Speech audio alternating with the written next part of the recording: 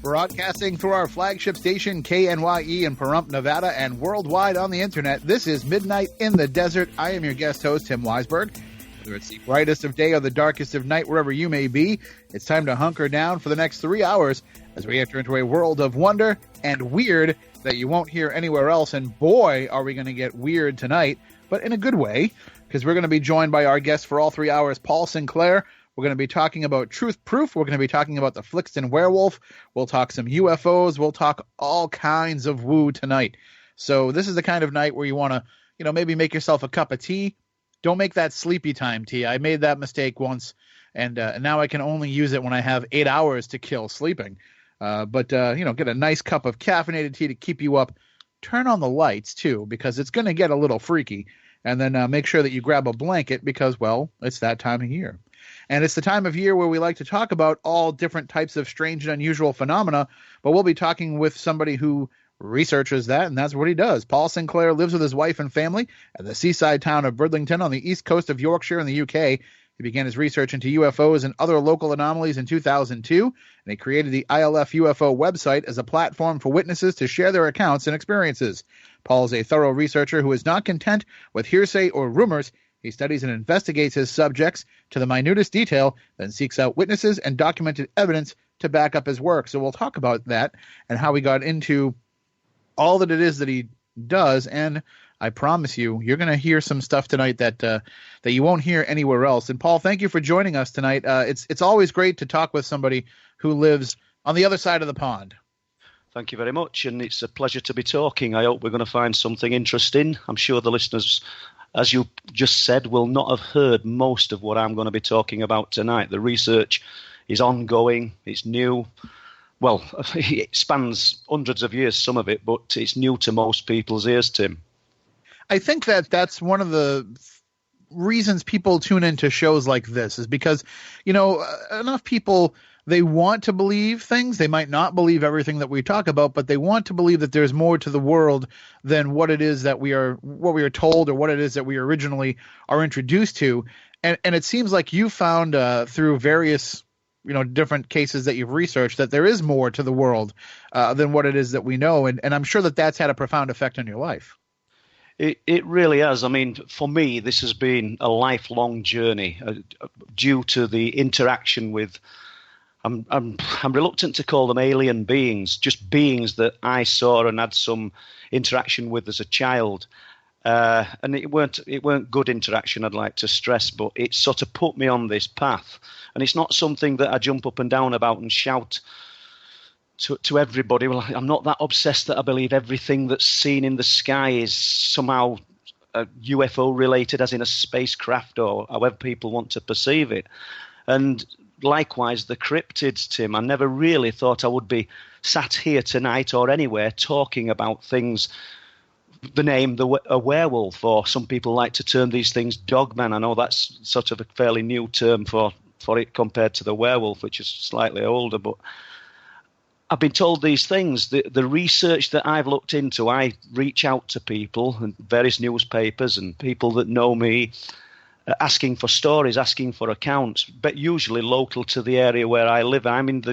For listeners that don't know, I'm in the East Yorkshire and North Yorkshire here in the United Kingdom. And all three of my books are based on information that's come out of that area. And in with the reports, I kept getting reports of cryptids. And like I said, it's not something, I'm not an avid horror film watcher, but some of these things that are reported are they sound like they're straight out of horror films. If you don't look in dark places, because some people will say, well, I've lived in this area all my life, I've never heard anything like this. A lot of people that do actually see these things, and there's not prolific sightings, they span decades, but people who actually see these things, they've nowhere to turn. The internet's a relatively new thing, compared to going back decades and decades and decades, and there's nowhere to sort of search and look. You'd got people who'd written historic books in the past on the werewolf, on unexplained phenomena, and then you'd got folklore. And folklore's it's before the written word, but it's a documented history of our time. I mean, and all of us are living folklore in a way, and probably what I'm writing about now and what we're talking about today will one day be classed as a form of that. But the Flixton Werewolf, if you want to talk about some of those accounts first, I'm quite happy to do that. Sure, and we will, but I mean, that's a very interesting point, is that, you know, the real life research of today could become the folklore of tomorrow, and we take that for granted, that we never stop to think and ask ourselves, is it possible that maybe folklore is true? Well, once again, most of it's before the written word, and these people, just because they were less educated than we are today, does not mean that when they perceived that they'd seen some apparition, as they would call it, or some portent of doom, or a large biped dog with flaming red eyes, that they didn't see it. Academia scoffs on these things and sort of thinks, oh, well, these people were misguided. These people looked, it's all superstition. But what's interesting, Tim, is that these same areas, these same locations of folklore, such as Flixton, such as along Whitby on the East and North Yorkshire coast of Great Britain, where I'm situated, or very close, they were producing stories of these biped dogs, these huge dogs, and they named it the Black Shuck, hundreds of years before I stuck my nose into it, or other people decided that they were going to have a go at researching this. So I think we've got to place our faith in that some things from folklore have great standing. I think they're really worth researching. I mean, there's another good researcher that's visited me up at Bempton quite a few times, Andrew Collins, and he looks back into ancient history and looks in great detail and comes up with parallels to what's happening today. It can't be knocked. I'm not the only researcher looking into these things. Well, as you know, Tim, it's just that I'm in a localized area. I probably spend an unhealthy amount of time researching in the location, feet on the ground, speaking to people. It's probably a 16, 17 hour day job that I've actually got now since I packed in work. And so with having all of this happening in your direct area, do you think that it's just that area, and we'll get into this, I'm sure, throughout the course of the night, but just overall speaking, is it something about that area, or do you think that area is just indicative of something that could be happening all over the world?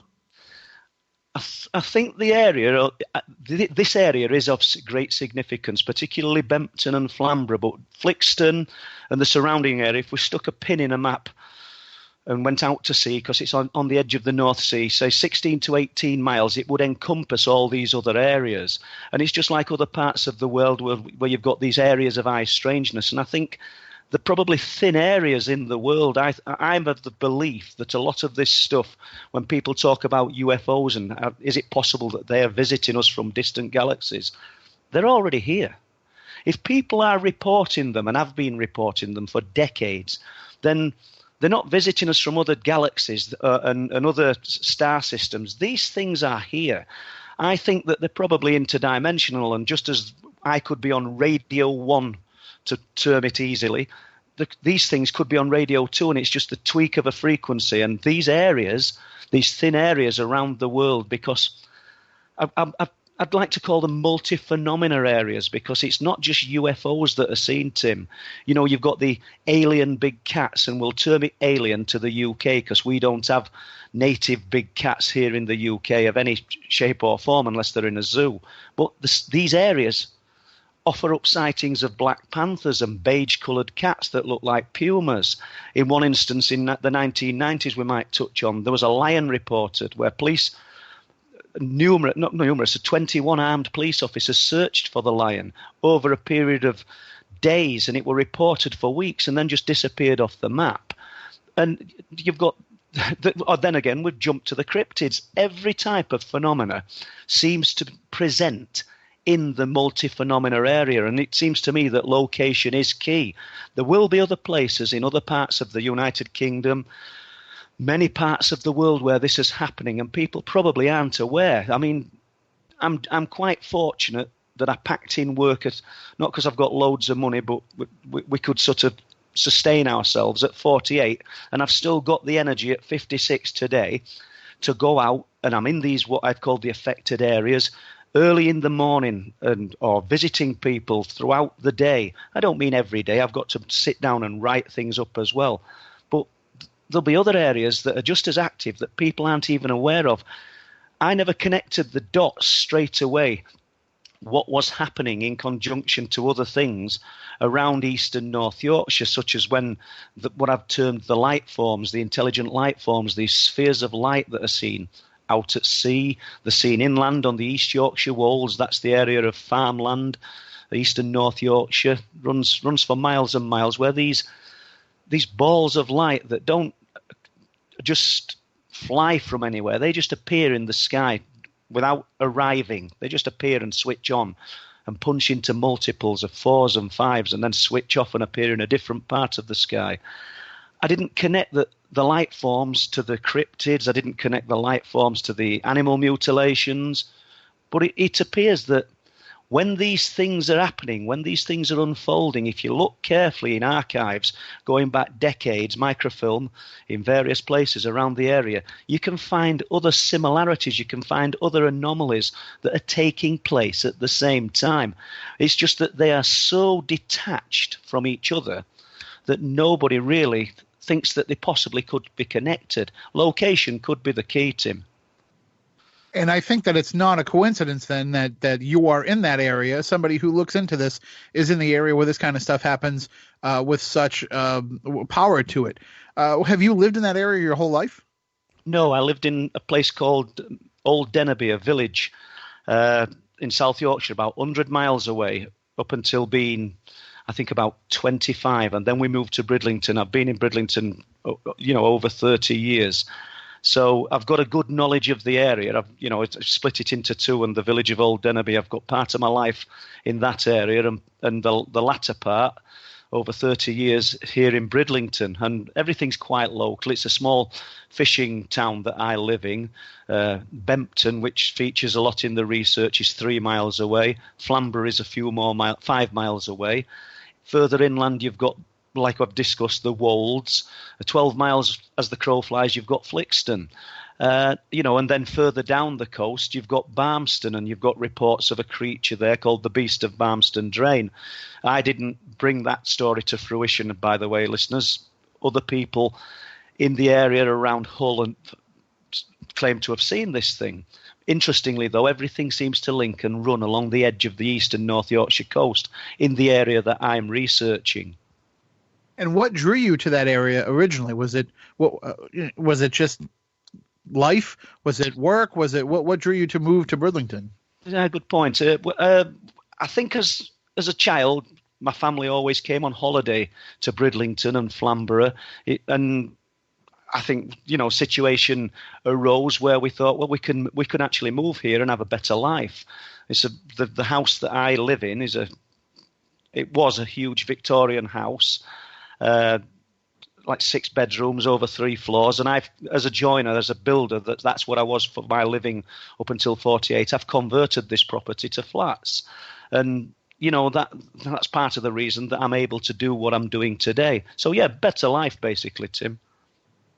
Because I think that it's as I said, there's a bit of destiny in the feeling here of being drawn to that area for something that maybe you don't understand. I mean, have you given that any thought, that maybe you were brought to that area in order to chronicle some of the weirdness that goes on there? I suppose it's a possibility. I mean, if I'd have gone to another area, would I be sat talking and researching? And I'm not proclaiming, but saying, oh, this area is charged with high strangeness. Would I have found the same kind of things? I actually don't think I would, because it does encompass a lot of strange things. I mean, we've got missing people up here on the cliff tops at Bempton and Flamborough. Over decades, people that have seemingly just gone for a walk and vanished, never been seen again. And, I'll not sort of reiterate, but we've got all the other anomalies that are taking place. It's very close to an old disused RAF base, RAF Bempton, which came to the area in 1940, and that was used intermittently after it closed in 1970 by a satanic cult. Did things that the satanic cult were practicing have any influence, or did the things that are manifesting in the area have any influence on the satanic cult? It's hard to say. But, things for myself personally, Tim, did start happening very soon after moving to Bridlington. In fact, almost immediately, which is uncanny when you say, is there a link to moving there? Because from early childhood, and obviously as small children, we don't have a diary and note when these things are happening. But I would have thought from four to about 12, 13, this interaction with me was happening. And I don't mean every night, listeners. I'm talking about, I've got cameos, little snapshots of real memories, not dreams, real memories of these beings. But that after 14, I think it's sort of dissipated and stopped. But when I moved back to Bridlington, 1994, I think it was, it started again, and it carried on till about 1998. In the end, thanks to Whitley Strieber, Whitley sort of advised me, he says, get your medical records because of the scars that were left on my body after these interactions during 94, 98. And I did, and it's revealed a pattern of events, things that I wouldn't have dared tell medical professionals when I were going, and I'm having biopsies on punch hole lesions, and because you're mixed up at this time, what's happened, but you're still searching for answers. I think as a researcher, I'd be failing if I didn't say right at this moment, if somebody comes to me with a problem, with an experience of their own, we've got to look for the logical first before we look for the illogical. And search out every possibility, what it could be, or exhaust it as much as you can, because in most instances there is a logical explanation for what's happening, for what's seen. But the accumulation of stories, the accumulation of first-hand witnesses, because in most instances, Tim, I want to speak to first-hand witnesses, and I don't want to just deal with an email.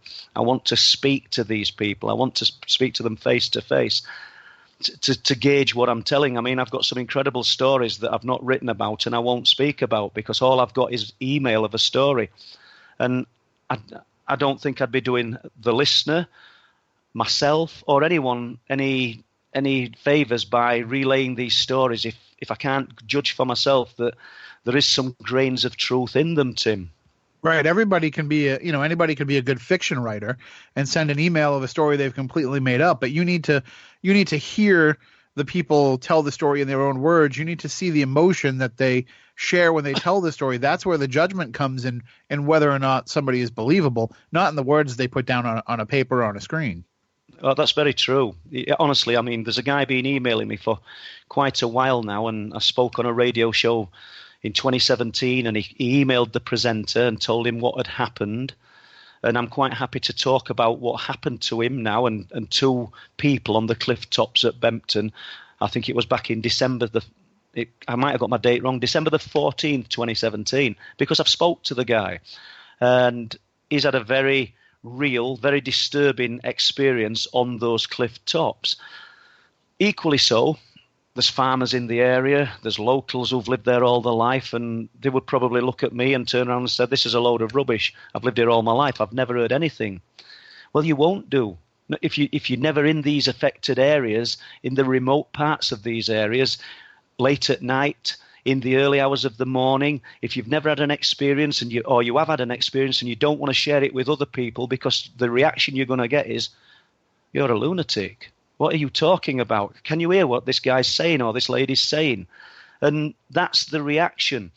The people that know say very little. The people that know nothing are the first usually to voice an opinion and say that these things are all a load of rubbish until they've had an experience themselves, Oh, I know exactly what you mean. And it becomes, you don't want to have to be that arbiter of truth necessarily, but you also have to be careful with your time and how much you're willing to go down certain paths if you feel like you're going to have your chain jerk the entire time that you're doing it. So you do need to kind of have that that built-in radar a little bit, to be able to pick up on what you feel is something that is genuine, and you need to have that human interaction, because I think these stories these experiences rather don't happen just so that we have a story to tell.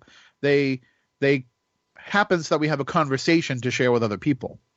That's correct. And, I mean, I'm fortunate that I've not built up a great trust with all of the farmers in the area, but some farmers in the area that I'm researching, and other witnesses that have come forward. I mean, there's a guy, I can't remember the exact date, but I think it's 20. Something tells me it's 2017, and he's quite high profile in that he writes for a well-known magazine. He's on the board of directors, and he had an incredible experience just out of Flixton at a place called Foxholes, and we've called his story The Car Chaser.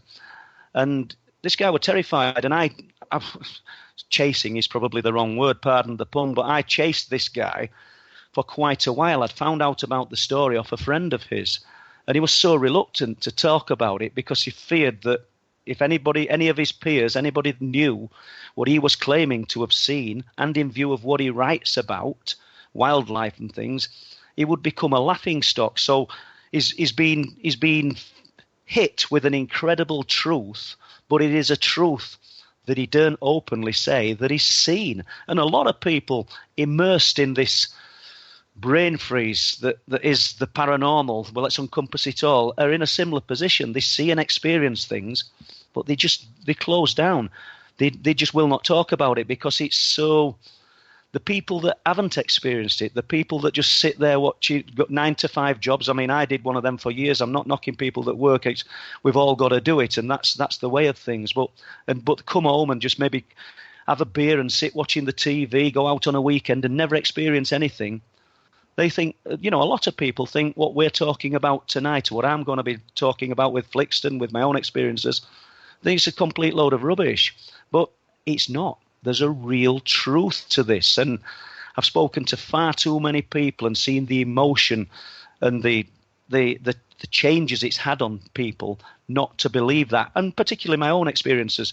I'm not going to stand there and let someone tell me that I talk rubbish or I'm making this up when I've got scars on my arms and scars on my back and images of waking up in the night and seeing these beings, because I'd be being disingenuous to myself, and I refuse. I mean, I didn't talk about it till my own experiences. That is, Tim, till 2014, and once again, Whitley Strieber encouraged me to talk about it, and that 2006 he reached out to me, and I wouldn't talk then. And it took till writing the first book, the first Truth Proof book, for me to begin talking about my own experiences. That's how introvert I'd become with it, and that's how embarrassed I'd become, because you become a laughingstock if the subject is brought up. You might mention it to somebody in confidence, some friend, and they genuinely are friends, but then when they get within a group of people, I think there'll be people listening tonight that can know this scenario, and suddenly you become a little joke. This guy claims he's seen this. This guy claims that's happened to him. Paul thinks this.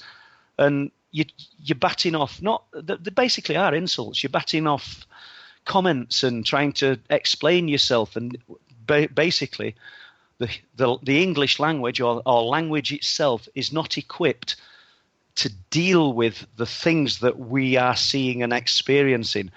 New words need to be created, Tim. We don't have the words, the vocabulary to describe what we are seeing. It's off the scale. Well, I think we might have at one point, but we took it out of our vocabulary when we refused to believe that these kind of things were real. And so now we have to kind of rediscover our way into being able to talk about that again. Exactly. Once let's just say tomorrow, or it's announced on the news that the visitors, we'll call them the visitors, call them alien beings, call them what you want, but they're real.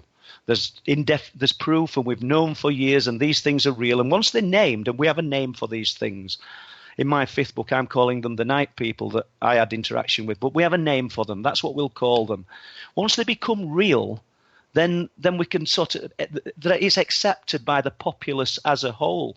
Once the invention is bona fide and people accept that it's real, but while ever the powers that be in the world and science, in many instances, refuse to accept because there's no solid proof that this phenomena is real. It leaves no proof. That's the subtitle of my first book, The Truth That Leaves No Proof, because it imprints, it stamps its proof so hard into the witnesser's mind that they can't get it out, and in some instances they shut down and never want to talk about it. But the frustration is it leaves nothing in most instances that we can shout to the world out to the world as proof. I'll say we'll pick up more on that coming up after the break. We'll also get into the Flixton Werewolf as we continue our discussion with Paul Sinclair here on Midnight in the Desert. Welcome back to Midnight in the Desert. Tim Weisberg with you tonight, and we are talking with Paul Sinclair. We're going to be talking about the Flixton Werewolf as well as a number of other strange and unusual stories. And you know what? When you hear these stories, you're probably going to have trouble falling asleep after the show. But that's okay, because you don't have to go to sleep. You don't want to go to sleep, because following the program tonight will be the After Midnight After Show with Keith and Michelle. And I'm going to be hanging around with them for a little while, maybe for the whole show. But we've got some ideas of some fun stuff that we can do later on in the after show. So make sure that you stay tuned for that immediately following the program. But let's get right back into it with our guest, Paul Sinclair. And Paul, as we're talking about some of the different strange phenomena that's going on in this area, the concept, I guess, of some of these things are probably very familiar with people, but the reality of it is probably hard for them to accept. Did you get a lot of, the usual type of contact that we get with you're going to think I'm crazy, but when people share this information with you? Yeah, that's exactly what you get in most instances. I went and spoke to some security guards probably about a month ago. Well, it was about lights that they'd seen over the sea. And he allowed me to record him talking about these lights. It'll make sense, this, listeners, in a moment. And I said, have you seen anything else? And he went, off the record. And I went, well, I tell you, you've got another story to tell me. He goes, I have, but I'm not keen on being recorded. Anyway, he told me the story, and we agreed that I would change his name, and even the scenario where he saw this because for fear of losing his job. Not losing it, but there would have been some stigma attached, perhaps, and he just didn't want to take that risk. So, yeah, I mean, even the main witness, even the principal witnesses to what I've called the Thornwick Bay UFO landing,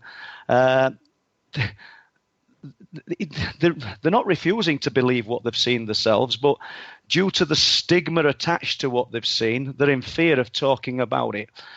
I think the same goes for all unexplained phenomena, and probably the reason why many of your listeners tune in, because they're wanting to get answers to things that they've seen themselves, and we're all doing it, myself included. I'm no expert on this. I don't think experts exist. You've got people who are collecting information. You've got people who've had their own experiences. But, Tim, there isn't a night goes by, and I really mean this at 56 years old, that I don't run these scenarios, these cameos of events from childhood through my mind. And I'm trying to get that a little bit further with them. And I thought writing the fifth book, The Night People, would help. I thought it were going to somehow revive memories, so almost like regression. It's brought back two little snips of information but not advanced these scenarios, these shutdowns, if you like. It's almost like they put a firewall in your mind. It's not advanced it at all. But but I'm no different to the rest of the population. Did I talk about this openly? No. And 2014, I think, was the first time that I started talking about it, even though I'd had this ongoing and this nightmare from childhood. And I don't think any of us are any different. I mean, probably the ones that shout it from the rooftops and proclaim to have done all these things, they might be the ones that are just embellishing it slightly. I don't know. Or they might be the ones that just had a different experience than you. I Exactly. mean, maybe it's for them, because I know people who have had very positive experiences in terms of what you're talking about, and have said to us that, we have nothing to fear, but I've also heard a whole lot of people that have had similar experiences to you, and I've even heard people that have had similar experiences to you and still said this is a good thing that's happening, and have still, embraced them as our brothers and sisters in the universe. So I think it's kind of all how people internalize the experience for themselves. Now, you said you had experiences as a kid and that you had a return to those experiences in the 90s, but it wasn't until 2002 that you started researching these things. On that in-between, were you still spending some time questioning what it was that happened to you?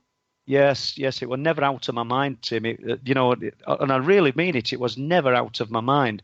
My ears would prick up if anybody talked about anything sort of paranormal, shall we say. But I didn't jump in and say, "Oh, I've had these experiences," but I was sort of listening on the periphery. And yeah, I think once you've been touched by this in a I don't know whether a big way is the word to say it, but once you've been touched by the phenomena, it never leaves you, and it can do one of maybe 2-3 things. It can make you sort of think about it, but not want to talk about it, almost like a massive trauma that you want to shut down and forget about. It can sort of put you on this path that it's put me on, or it could do the total opposite and sort of get the person who's experienced it talking about it to everybody, until some people actually think that these guys, these ladies or whatever are lunatics, and they're not. Not everybody. And it's such a difficult subject to talk about and try and get some semblance of reality and proof over to the non-experiencer. I find it hard anyway. So you're researching UFOs and looking into that question, and tell us how that leads to investigating these werewolf cases. Well, I started writing the first book, the first Truth Proof book, and various newspapers put me small articles in saying that this guy, nothing to do with my past experience, is writing a book on the unexplained, and he'd welcome people's stories. And it would a drip effect. Somebody told me that they'd sort of seen this creature at Flixton. Somebody said that they'd seen something resembling a werewolf. I mean, once again, we've got to struggle with the names. As soon as you mention a werewolf, your mind throws you to images of underworld and horror films. But nevertheless, the things that people are describing, to me, it's the ultimate horror. I don't think they can conjure up anything more terrifying than what some of these witnesses have told me. But, the stories kept coming through. And I thought, well, we get talking to people, and these people seem sincere. And I started collecting the accounts, and so I didn't necessarily become a cryptid researcher. I think as a researcher also, it's probably interesting or good to point out, Tim, that I think all researchers we'll call it all genres, UFOs, big cats, cryptids, we're missing a trick if we don't think or we don't research everything in conjunction, because I think ultimately these things are being seen in these multi-phenomena areas, and I think there's an invisible thread running through it all. The UFOs might not relate to the big cats. They might not relate to the cryptid sightings. The location, though, could be the key. It's all opinion, at the end of the day, sure, because we've no solid proof. But I agree, too, because that's something that was missing for so long, where the different splintered genre groups would not cross over with each other. Bigfoot people would say, well, of course there's this giant creature roaming around in the woods, but those UFO people, they're insane. There's no such thing as aliens. But as you're saying, it's not necessarily the phenomena, but the locations that ties them together. And I know we're going to get into some of those deeper a little bit later on, but living in one of those areas myself, in one of those John Keel window areas, I know exactly what it is that you're talking about, where the phenomena itself might not be related, but the fact that it's all happening in the same concentrated area is. That's very true. The multi-phenomena area. So many things are presenting in. I mean, I don't know whether it's the geology of the land or whether we've said, we've got the interdimension parallel universes running alongside each other, and they just sort of overlap. It's difficult to say without any scientific proof. The only proof I've got is a massive amount of witness reports reporting similar things in these areas, and we've just got to attach some kind of truth to it, I think, because they can't all be liars, Tim, Right. No, so you get this report, you get this story, and you start to, go through the motions of trying to decide if it's a path that you want to go down, or does this instantly kind of grab your attention and say, all right, this is something that I definitely have to check out? Some of them instantly grab your attention. There's a guy been emailing me at the moment. I mean, I think I'm just going to contradict myself now. I've not spoke to him, but he's talking about seeing a creature. I can't remember what his terminology was, but it's similar to what we've described as a werewolf. And he's seen it between Martin Hall, that's close to Bridlington, and Danes Dyke.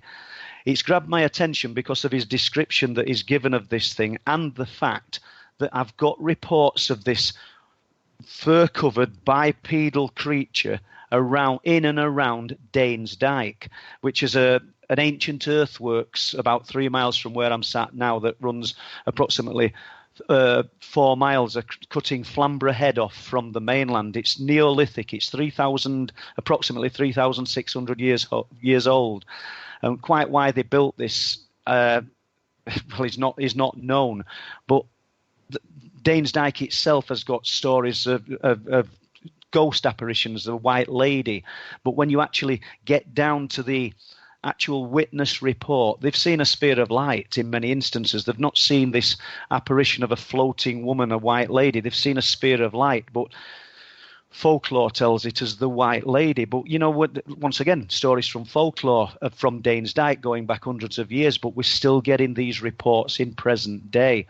So, I get a report, the location, this guy's, obviously it could be somebody not telling the truth, being disingenuous, because they could have read about what I'm writing about and thought, right, I'm going to tell him a story and I've seen this near Danes Dyke. That can be ascertained, or you can gauge it a little bit better when you've actually spoken to the person, in most instances face to face. But there's so many reports come out of an area. That's a good indicator when you get something that sounds genuine from the same area, Tim. Not only that, but after doing this for so long, you probably develop a bit of a gut feeling and an intuition for things too. That's correct. I've got a guy, no disrespect to him, and I'm not going to say his name anyway, but he's got pictures of what he perceives as a demon in Danes Dyke on various pictures. Now, I've looked at these pictures I can see all sorts of faces. We all can, but I don't think it's a demon. I think it's pareidolia. I don't think he's seeing anything, but he's looking for it, and he claims he can see this thing looking at him from round a tree. Mm-hmm. And you can see what he's saying, but it just looks like pixelation to me. And I'm not rude to the guy, but I'm not going to pursue that avenue, because ultimately, if I showed you these pictures, or if you said to me, could you send us the pictures, we'd like to display them, I think probably 99% of the listeners would say, there's nothing on these pictures. I don't know what this guy's talking about. And it sort of dints your credibility if you're trying to research this seriously. Of course, he's also a big listener to Midnight in the Desert, and right now he's like, damn you, Sinclair! Yeah, probably, yeah, but that comes with the territory. I mean, anybody that does this, you run into that from time to time, where there's people that they want you to verify what it is that they think. And if you try to give them some idea of, hey, let's kind of break this all down and let me explain to you why I don't think it is what you think that it is. All of a sudden that's bullying, or you're being mean, or you just can't see what they were meant to see. And it's hard to help people become good investigators of their own stories if they're not willing to listen.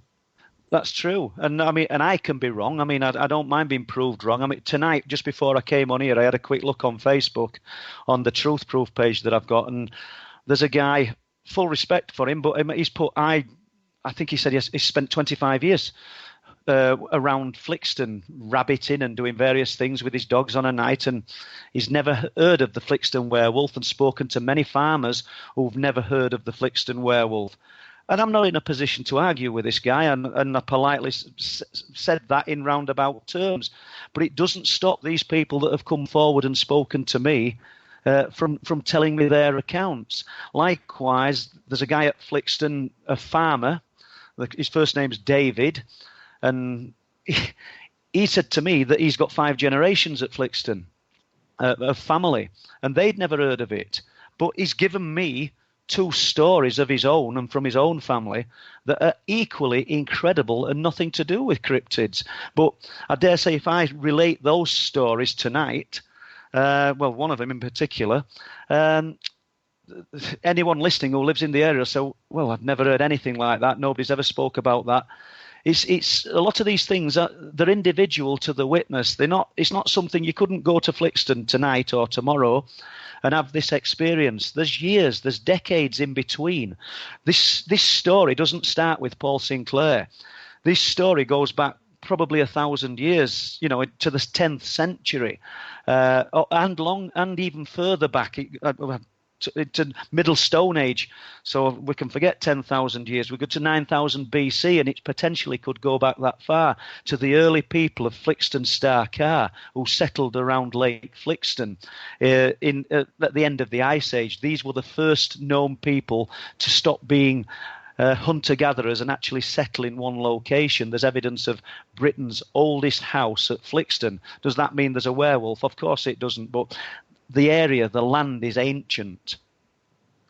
And you're just, the person who is here at this time that's able to draw those connections and look into this story. But there's been other Paul Sinclairs, other people who have been drawn into researching this and finding this, that for some reason their stories didn't resonate or didn't stick around and didn't last through the years. It doesn't mean that it didn't happen. It just means that for whatever reason, those stories were suppressed. I think so, and I think the internet has a massive part to play, and obviously the advances in us, in people, in the writing, and I'm pretty prolific and avid in what I do. I mean, from the 1970s, I think there's a book called The Ghost Hunter's Handbook, and I think the guy's called Keith Harris. I don't know if he's still around, Keith Harris, but he wrote about the Flixton Werewolf. Obviously, he'd got accounts of it. There was a Lionel Fanthorpe, a guy who wrote about the Flixton Werewolf years and years ago. So I'm not the first person. I mean, it had surprised people, the connotations to the actual area. But I think we should also realise that Flixton, I didn't name it the Flixton Werewolf. So Flixton, and so it's become stuck to the area. But this thing, or this ghost of a thing, this apparition, we have no evidence that it's done any serious damage to people. But it's been seen. But it's been seen 12 miles away. It's been seen 25 miles away. Is it the same thing?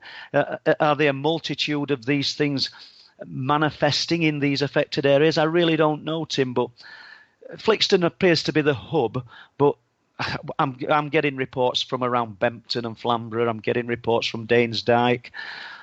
Folklore, which we touched on earlier, talks of along the East and North Yorkshire coast at Ravenscar, these phantom hounds. At Whitby, just up the coast from that, we've got the apparitions of the what they would call the Barguest, the phantom hounds, and it never stops. And folklore, as we've touched on before, it's living history. It's before the written word, but it did not mean that these people did not have these experiences. I think we do them an injustice. And if we went back even further, we noticed that burial mounds are often placed in these areas where things of an unexplained nature take place, Tim. So were you familiar with the idea of the Flixton Werewolf before these reports came into you? No, not at all. I would into my own, we'll call it genre. I was looking for answers to sort of solve the problems that I'd had from childhood, and I was interested in the UFO reports around the area. And and in with the UFO reports, when you started doing the research, you found reports. And you got witnesses coming forward telling you that they'd seen these alien big cats. And once again, I need to stress, and I think I already have done, I don't mean alien as in from some other galaxy. I mean alien to the UK. And the cryptid reports, I mean, because it's not all werewolf related. Some of it, I mean, we've got one from 2011 from a guy who sat on film and allowed us to film him for our documentary, Bringing Down the Light, and he's at Caton, which is just a mile away from Flixton, across It's Flixton Cars is a dried up lake bed, listeners. It's Cars is Carrs, and it means reeds and elder, and it's a dried up lake bed that used to be Lake Flixton in the Middle Stone Age, and that's where these people, the hunter-gatherers, settled. So at the other side of Flixton, you've got Caton, and you've got places called like Seamer, and running alongside Flixton, you've got a tiny village called Folkton. The whole area encompasses just a few, 4 or 5 miles. But just across, we've got this guy who claims he's seen the strangest of creatures jump into the road. He was with his partner, Amanda, and he described it as having a face like a goat and an elongated body. And you've got to go with it. I'm not going to try and bend or adapt his story to fit in with what we perceive as the werewolf likeness, because I've got to tell the truth as it's told to me. So in this, when you start down this path, and what's the next step for you in researching this story when somebody comes to you and tells you that they think that they've encountered a werewolf? I think there's a standard set of protocol and procedure that you may have in place for UFO reports, but it's a totally different thing when you're dealing with something like a werewolf. It is, and you've got to actually go to the area, speak to the person. Hopefully, you can get the person to come back to the area with you. I don't mean they're too frightened, because in daylight, if we can stay with this Caton demon from 2011, it was at West Garth in Caton, overlooking the Cars, and they just started building new houses on this huge field on the corner of West Garth. You could see Flixton less than a mile away in the distance across the Cars. And he said it was a place where everybody went to walk their dogs, the most unassuming places, not heavily wooded, close to bungalows and houses, and never expected to see anything like this. He said at Christmas time, the villagers would go and pick holly there, and they said it would, as children would play football on this area. And he's driving along at approximately 9 to 9:30 at night, and there's houses to his right, and this huge field where the house builders just started putting footings in to build new homes, and he approaches some bungalows, and he sees something come down the side of one of these bungalows. I mean, I'd love to place it in the middle of a dark wood and create some air of mystery, but this is in an area of the village, and he sees this thing, and he said in 2 leaps it leapt to the front of the garden and then into the middle of the road, and in that time he'd got literally seconds of snapshots of seeing this thing. He thinks it was hairless, or if it had hair, it was grey and sort of, or a bleached grey-white kind of colour, and it looked too long. He says everything about it looked elongated. And the fact that it must have been doing leaps of 12 foot, this thing. He described its face as looking what he would perceive as a demon to look like. Now, I suppose we've all got a different take on what a demon would look like, but it'd be slightly like a goat's head, he said. I don't think he saw eyes. And he said it looked quite human in some ways, but its joints were all wrong. I mean, you can hear him say this in the film. He's sat there. He's been one of those witnesses that's been brave enough to sort of stick his head above the parapet and talk about it. And the speed that it moved, he said, it just incredible. He just saw it leap to the front of the garden. The next flash, it's in the middle of the road, and then it's gone. It's over into that field and gone. But it's interesting because it's in what we would call the affected area. It was off onto the Cars, the ancient dried up lake bed. There's deep drainage dikes running all around Flixton. I'm not saying that this thing could hide and evade humanity or anything like this could. My personal take is that they're not here all of the time. There's something interdimensional, as I've said before. But Did it look like a werewolf? He doesn't think it did. I asked him the closest thing he could resemble it to, and I don't watch Harry Potter films, so some of your listeners will do. And he said it looked like the thing that changes in Harry Potter 3. I think some people will know what we're talking about, but it didn't it didn't have horns, but it had the head of a goat. An unusual sighting. Absolutely, and the description of having joints that aren't in the right places, that kind of freaks me out a little bit. Exactly. I mean, I don't know. I haven't got an explanation for it. I mean, we'll get to one probably, which I've called the 3-para werewolf, which is 2 paratroopers, they're ex-3 para, that saw something this year on the cliff tops at Bempton. And they didn't get to see its feet. They were that shocked, they were that terrified at what they were looking at. And it weren't in long grass, but I asked if they'd saw its feet, and they didn't get to look at its feet. But I said we can describe that one at some point tonight if you want. But I don't know whether you want to stick with Flixton for the moment. Well, we're gonna take a break here, coming up in a few seconds. When we get back, we'll talk a little bit more about Flixton, but we'll also talk about some of these other werewolf cases as well. We'll also talk about some UFO cases, and we will definitely get into the night people before the night is over, because I think a lot of this stuff, it's resonating with the audience. I'm getting messages and comments from people as we're having the discussion, saying things like, he's hitting the nail on the head. People are experiencing these things that you're talking about, even outside of areas from where you are. So who knows how much weirder and deeper we can get? We will find out when we come back. More with Paul Sinclair coming up on Midnight in the Desert. Welcome back to Midnight in the Desert. Tim Weisberg with you, filling in for Dave Schrader tonight. And don't forget, there will be an after show tonight, the After Midnight Show with Keith and Michelle, and I'll be along as well. So stay tuned for that following tonight's edition of Midnight in the Desert. We are talking with Paul Sinclair. We're talking about all kinds of strange and unusual things, but we're focusing really on the Flixton Werewolf, and we're just starting to get into the discussion about it for those of you who are just tuning in. I won't hold it against you if you're tardy, but when we were talking before, Paul, before the break, we started discussing some of the descriptions of what this individual witness saw.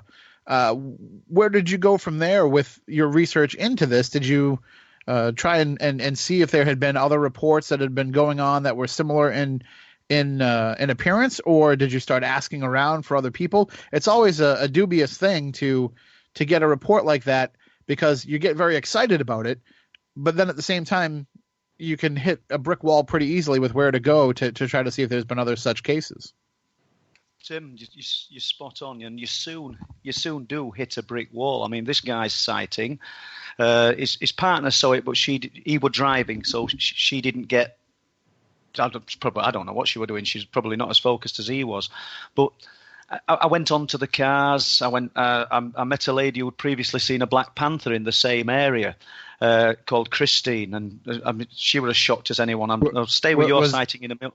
Was the lady called Christine, or was the Panther called Christine? The lady was called Christine. Okay.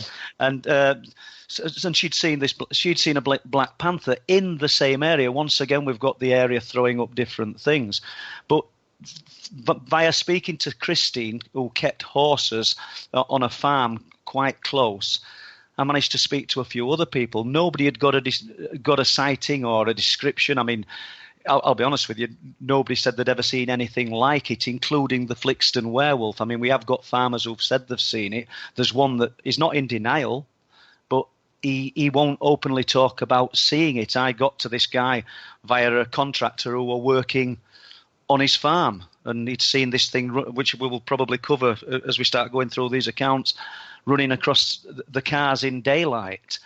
Quite what is it? I really don't know, but most of the time, Tim, you do run into a brick wall, because how do you approach such a question? Or such a sighting? It's not something you could go door knocking. Believe it or not, I have gone door knocking, asking witnesses around Flixton and Fulton and Caton if they've seen the cat, because the cat was being seen over a few week period on the cars, this panther type cat. And I got some incredible reports from people that had seen it, not in present time when I was asking, but over the years. And so once again, I bumped into witnesses quite accidentally who would have never told a story unless I tapped on the door. I've never actually gone openly asking for information about the werewolves. These stories usually come to me. I really find it difficult. I think it would be a difficult thing for most people to actually stick the neck out and start getting into a discussion and asking people randomly about such things. I wonder, you mentioned Christine seeing this in a different, seeing a different type of creature, seeing a panther. Is it possible that it's the same creature and that it just takes different forms for different witnesses?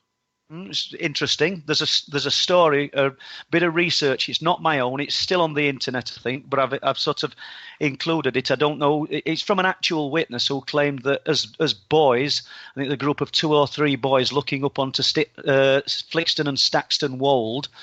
Now, just to give your listeners a bit of geography about the area, it rises up quite sharply to about 500 foot above sea level. It's very steep, and they claimed that they saw a creature on the edge of the wood line, but they couldn't work out whether it were a dog or a cat. And they watched it long enough for one of the boys to go to his grandma's and get binoculars and get a glass on this thing, and they didn't know what they were looking at. We're talking about something that was substantial in size, but that report, Tim, when you research things and you're sort of digging around the internet, and somebody I think had put a bit of literature on about the Flixton werewolf, and I was looking at the comments, and there's a substantial comment from this guy who obviously lived in Flixton because he was describing the area.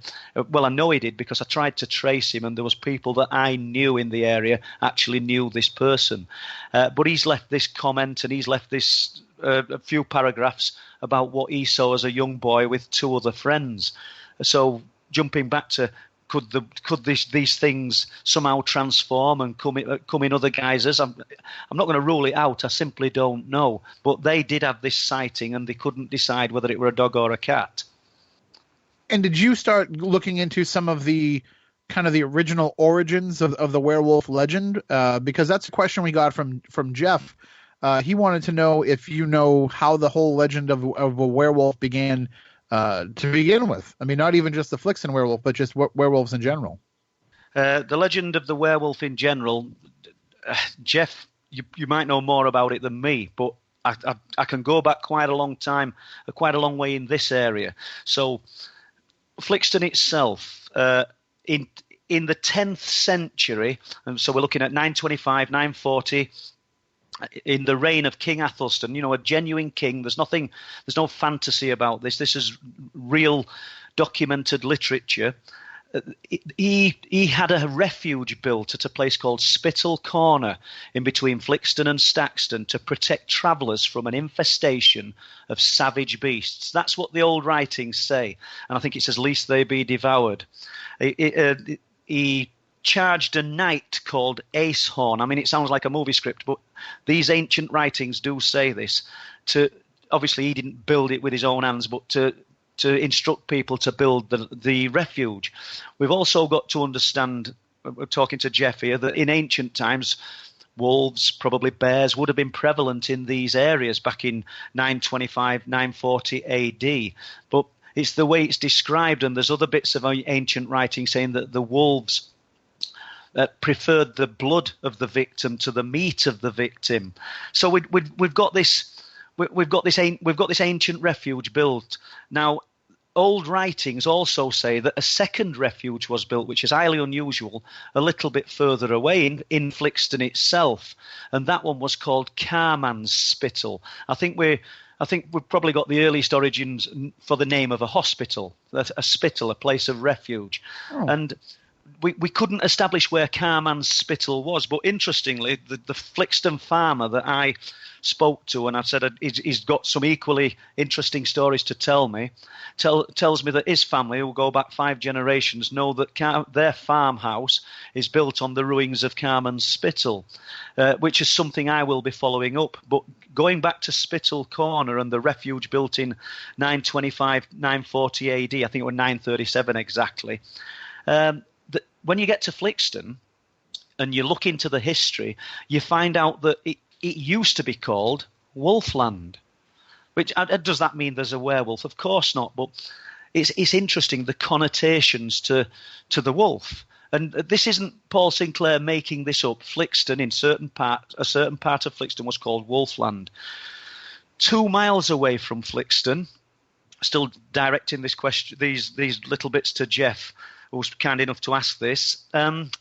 2 miles away, there's another small village called Hunmanby. And if you break it down, you find out that the name means Hundman, hound man, Hund in ancient text, Hundman. And the name signifies the farmstead of the hound man. These are only things I've found out. They're not things that I've sort of bent to twist to turn into some kind of werewolf story, because I don't know if they do attach to a werewolf story. I do know that I find it highly unusual that a place with so many accounts of this creature was once called Wolfland, and 2 miles away we've got a village called Hundmanby, and in ancient writings means farmstead of the hound man. And then we have the Cars themselves, the area of wetland, the dried up lake bed that once was Lake Flixton in the Middle Stone Age, 9000 BC. And we've got, as I previously said, the earliest evidence of hunter-gatherers settling and making a life there. But what is interesting, because it's one of the most important archaeological sites in the United Kingdom, is Flixton. And what is interesting about this lake bed is the artifacts that they've found. They've found mass evidence of animal butchery. And the archaeologists, not Paul Sinclair, the archaeologists believe that it was sacrificial animal butchery. And during their research, during their archaeological digs, and I think these things are in the London Museum, I'm not sure how many they found, but they found, it might have been, somebody tells me it was 21 red deer skull caps that had been fashioned with eye holes in and masks that these people wore. And the archaeologists believe that these early people were shamans and they were doing ritualistic practices. Now, anybody who's, I mean, I'm no great expert on shamanism, if that's the correct terminology, but anybody who's looked into it would know that in many instances, these people, even in present day, want to or perceive to transform to the beast, to be in other countries in Africa, the panther, in Sierra Leone, in ancient times. And we're going back to ancient times. They were the leopard men of Sierra Leone, and these people had practices where they would rub some kind of ointment onto their body, and they believed that they transformed into leopards. I'm not subscribing to the idea that this was happening in Flixton, but I think it's highly interesting that these early people, the archaeologists of today who've looked at the finds and looked at the deer caps, perceived that these early people were shaman, and they could have been practicing shamanistic rituals, which in turn, what if there is truth to this, Tim? What if there is some very real truth to this, and the Flixton Werewolf, once again, it's just a name, this thing that is being seen from time to time, intermittently over a massive time span, is some remnant of those ancient times. Right. It could be, the spirit of a person dressed as, wearing the fur, wearing these skulls, making it look like they could be, part beast, part human. It's. I think anything's possible. I mean, I think we place great importance on our own intelligence as human beings in today, in present day, and we forget that in many instances, these places where this kind of thing is manifesting and being seen are ancient places. An interesting thing that comes up time and time again are the burial mounds at Bempton, at Flamborough, at Flixton. You've got ancient burial mounds placed very close to where all these things are happening. Were these ancient people, did they treat these areas with such reverence that they wanted to bury their people of importance there? I think the ancient people, they may have been less educated than we perceive ourselves to be today, but they were in tune. And, it weren't necessarily blind faith. If they've seen and experienced something that's off the scale of their understanding, and let's face it, there's not much change today because it's off the scale of most people's understanding. It is mine anyway. There's no wonder that the most reverent thing that they could do were place burial mounds in these locations and settle in these locations. I think the early people have followed this from ancient times to present day. And what's funny is if people are having these sightings and having these experiences, and they're seeing, or at least the legend has it that these beings have gone after people and victimized people. If it is somehow related to that, well, what were these shamans doing that would lead to them being perceived as attacking people? Well, I don't necessarily know if they're attacking people. I suppose if the refuges have been built to protect travellers from an infestation of savage beasts, and that's what the ancient writings say, then we have to believe that there's some truth attached that people were in great danger. Was it just from standard European wolves? And it's been blown out of all proportion? If so, why have these stories come through to present day? Why am I still getting reports of this thing? And believe me, as I think listeners already know if they've stayed with it long enough, I didn't set out to research any of this, but I believe this is real. I just don't believe we've got to ask ourselves, listeners, what is real? What is the real? It's not a flesh and blood kind of real in the truest sense of the word. I mean, I've spoken to American Indians, native Indians, and about the skinwalkers, and asked for their views on what I've been researching, and they're of the opinion, a guy called Larry Sespooch, and there's information to read up on Larry and listen to his opinions on the skinwalker, but their opinion, or his opinion, is that we're dealing with something like a skinwalker, which is interesting. I mean, cultures all over the world have got similar reports and similar stories, and what we've also got to understand is these stories originated before we had this great thing called the internet and the trans-global communication of mankind to every part of the world. These stories occurred in Sierra Leone.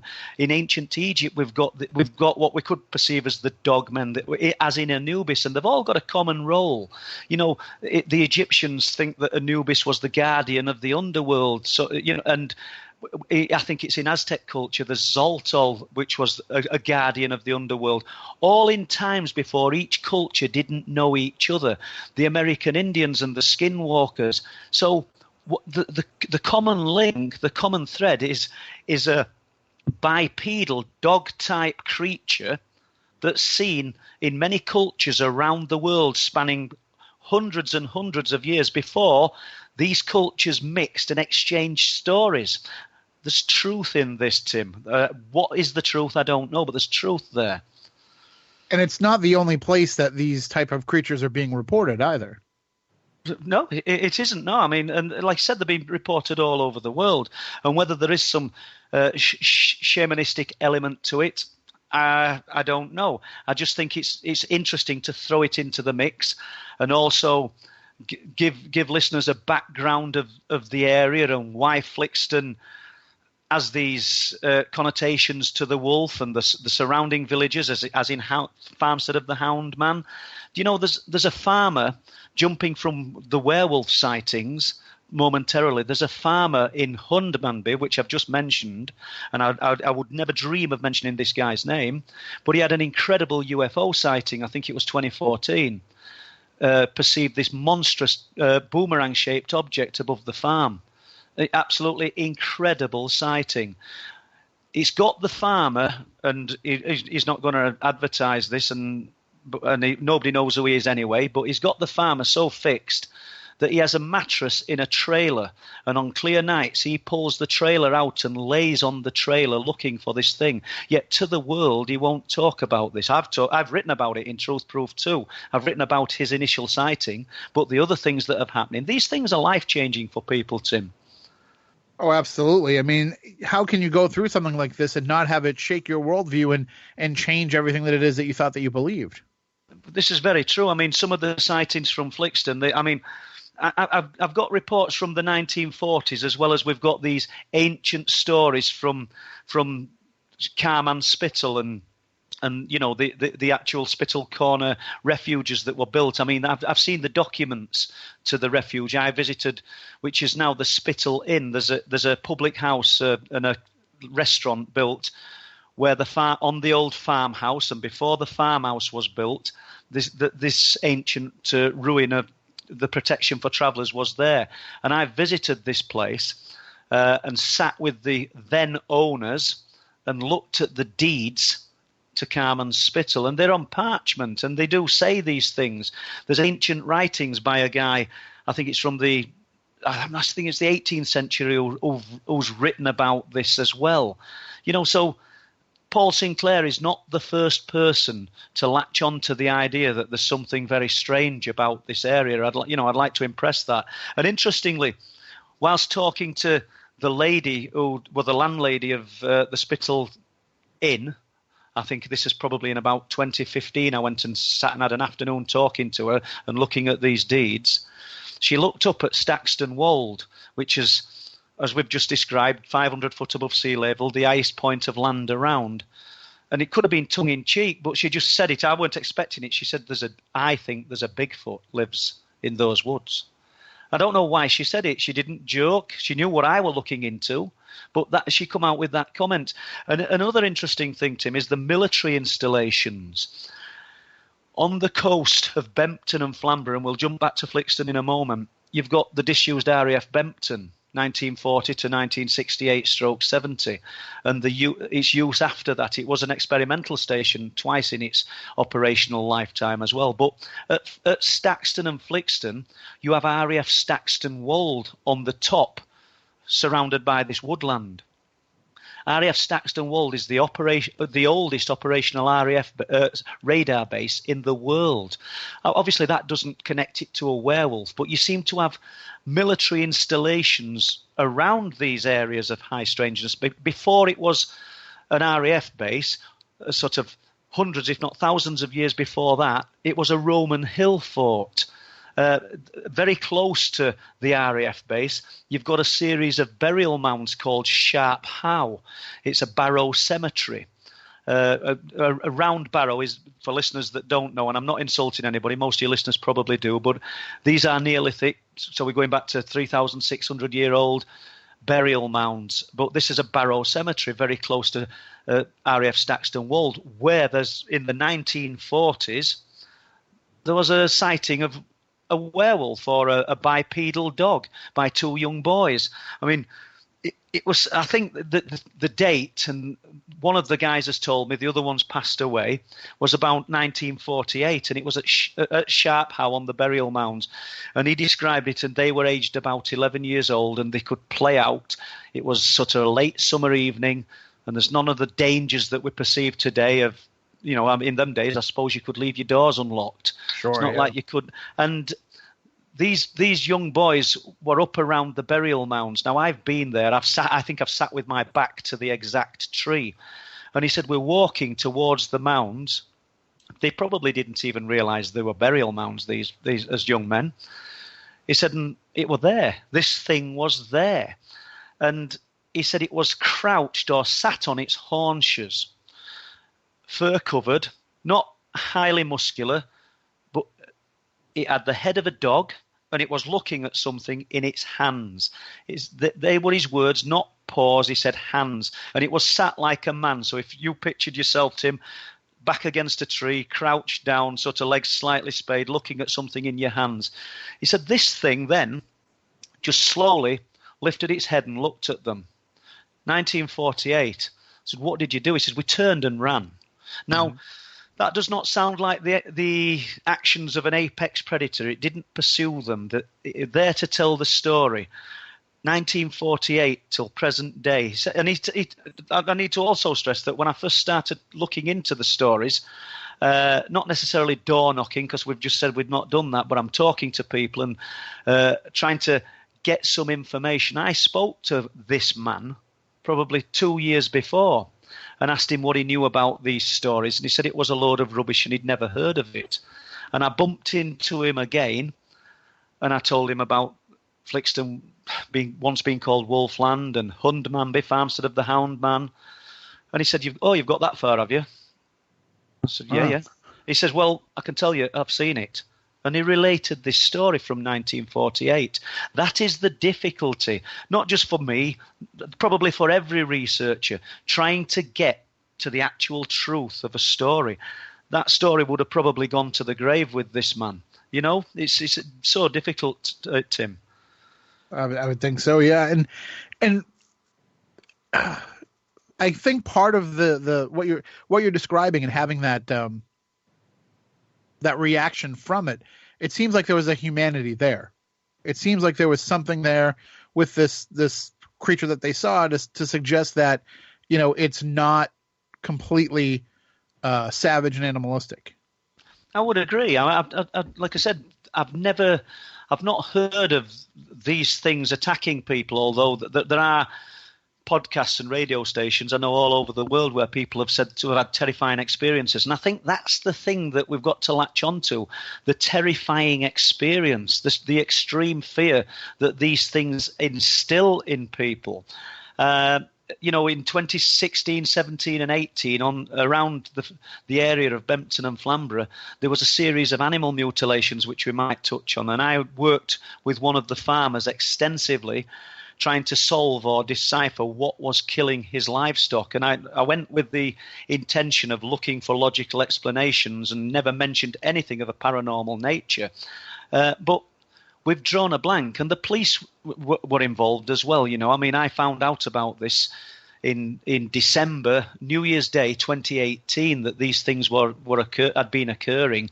I think it was 2018 by a vagrant who lives in Danesdyke. And he told me the police had been to visit him. So that's the secrecy. I'd been visiting the cliff tops 2 years previous, pretty much 4 or 5 days a week with various people and on my own and around the area, and knew nothing about the livestock mutilations that had been taking place in close proximity to where I'd been situated. Nobody had said a word. But once I started looking into it and joining the dots, now, was some kind of creature responsible? I really don't know, because the nature... Well, I'm just going to hold you right there, Paul. We are up against a break. We'll pick it up when we come back on the other side. More Midnight in the Desert coming up in just a moment. Welcome back to Midnight in the Desert. Tim Weisberg with you tonight. We are talking with Paul Sinclair. We've been discussing the Flixton Werewolf. But, Paul, there are other werewolf reports that you got in similar areas to Flixton. What are some of the other places and reports that you've received? Well, I wouldn't say a lot, but some of the reports come from Danesdyke, which is about 3 miles away, and probably 11 miles as the crow flies from Flixton. There's reports from an area called the Barmston Drain, which is 6 miles down the coast, but a common thread running through it is the coastline. As we previously discussed, the stories of folklore running up to Sand's End and Whitby and Ravenscar have got reports of these huge black dogs, or in folklore they call them. They've got the names the Padfoot and the Barguest. So dotted all around the area. Grindale, I have a report from a place called Grindale, which is just inland close to the Wolds, which is an interesting sighting. And the guy still lives in Grindale. And just for anyone listening who said, well, I've lived in this area all my life and never seen anything, because you get that quite often. This guy used to do a lot of poaching, rabbits, pheasants, whatever, setting snares. Been on land where he shouldn't have been in the 1970s. And he's quick to tell me that he saw this once, and as a man of the land, a man of the fields, he's never seen it since. The 1970s. I think he's about 67 years old now, this guy. And I could actually walk and speak to him today, because I know he's still working. His job now is close to Bridlington Harbour. So at 67-year-old, he's still working. But he's told me this one story. He's not got lots of... That's another key to it, Tim. He's not got loads of fantastic tales to tell of unusual creatures seen in the woods and strange things seen in the sky. He's got one story from the 1970s, and I'll relate the story. He doesn't know the exact date in the 70s, the exact year, but he was with another guy, and they'd been setting snares for a couple of weeks. And these people are broad Yorkshire. They speak really heavy Yorkshire slang. So I'll explain as I'm going along. And he said something had ragged the animals out. Let's just say he's caught a rabbit in a snare. He said someone had ragged it out and took it. His words were means pulled it out and removed it. He said the woodland was devoid of bird life, bird song, everything. He said it was strange. It was winter time, and he said, the field had been ploughed, and you could see the ice and snow on top of the ploughed field. And they were at the other side, looking over to some woods that were called Fox Cover Wood at Grindale. These places can be Googled. Said, I'm with this other guy. He said, and something caught my eye. He says, in peripheral vision, and I looked. He said, and this thing leapt over the hedge. Now, the field at the back of the hedge was higher, probably 4 foot higher, and there's a large hedge, which he said was 8 to 10 feet tall, this hedge. He said, and whatever it was, leapt over from the higher field and landed in the field they were in, but they were at the opposite side. He's got some interesting observations. He said when it landed, it landed as though it was on Velcro, meaning it just didn't move forward. He says, I thought at first it was a young horse, and he meant horse. He said, I thought it was a young horse. He said, and it just leapt over. He says, but this thing landed and stuck.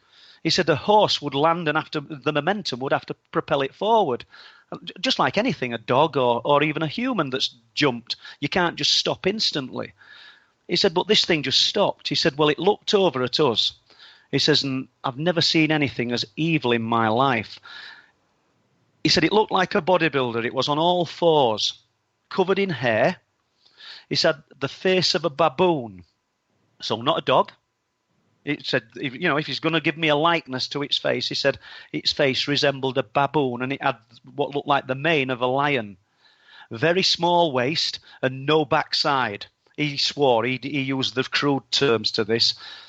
He said if it had stood up, he thinks it would have been 7 foot tall. He said this thing just looked vile.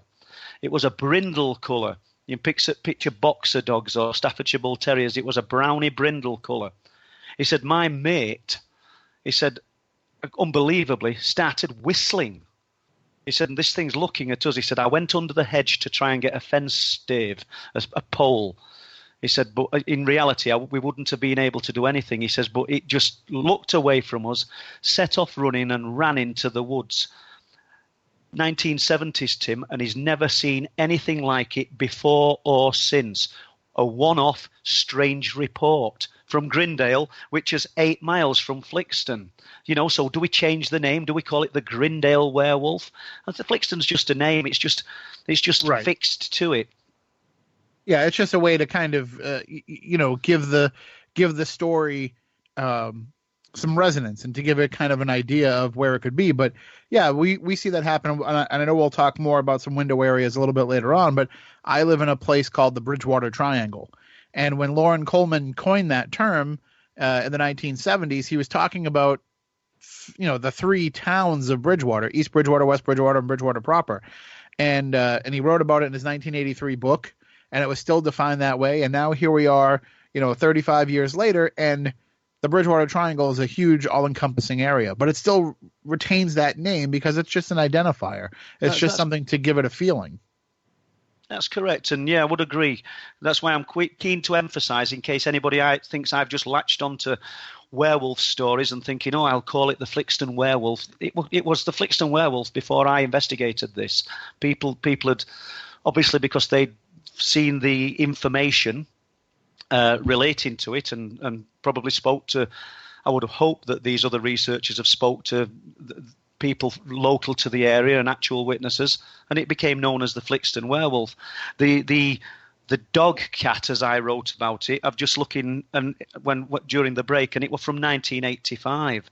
But there's lots of different descriptions of these things. I mean, are people confusing the Bigfoot phenomena with the werewolf stroke dogman type phenomena? I've heard how in America, I've listened to people who report seeing these bipedal dog-like creatures, and they've said that we've had a 30-yard 6, and we've had this thing in the crosshairs, and we've hit it centre mass in the chest, and nothing's happened. No disrespect to these people, but they still are of the belief that this is some kind of living, breathing, bipedal animal that's remained undetected.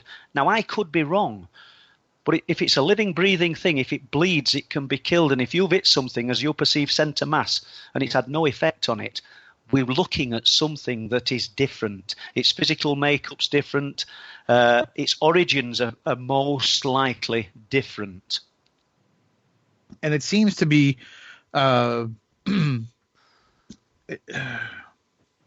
trying to put into words why it would exist.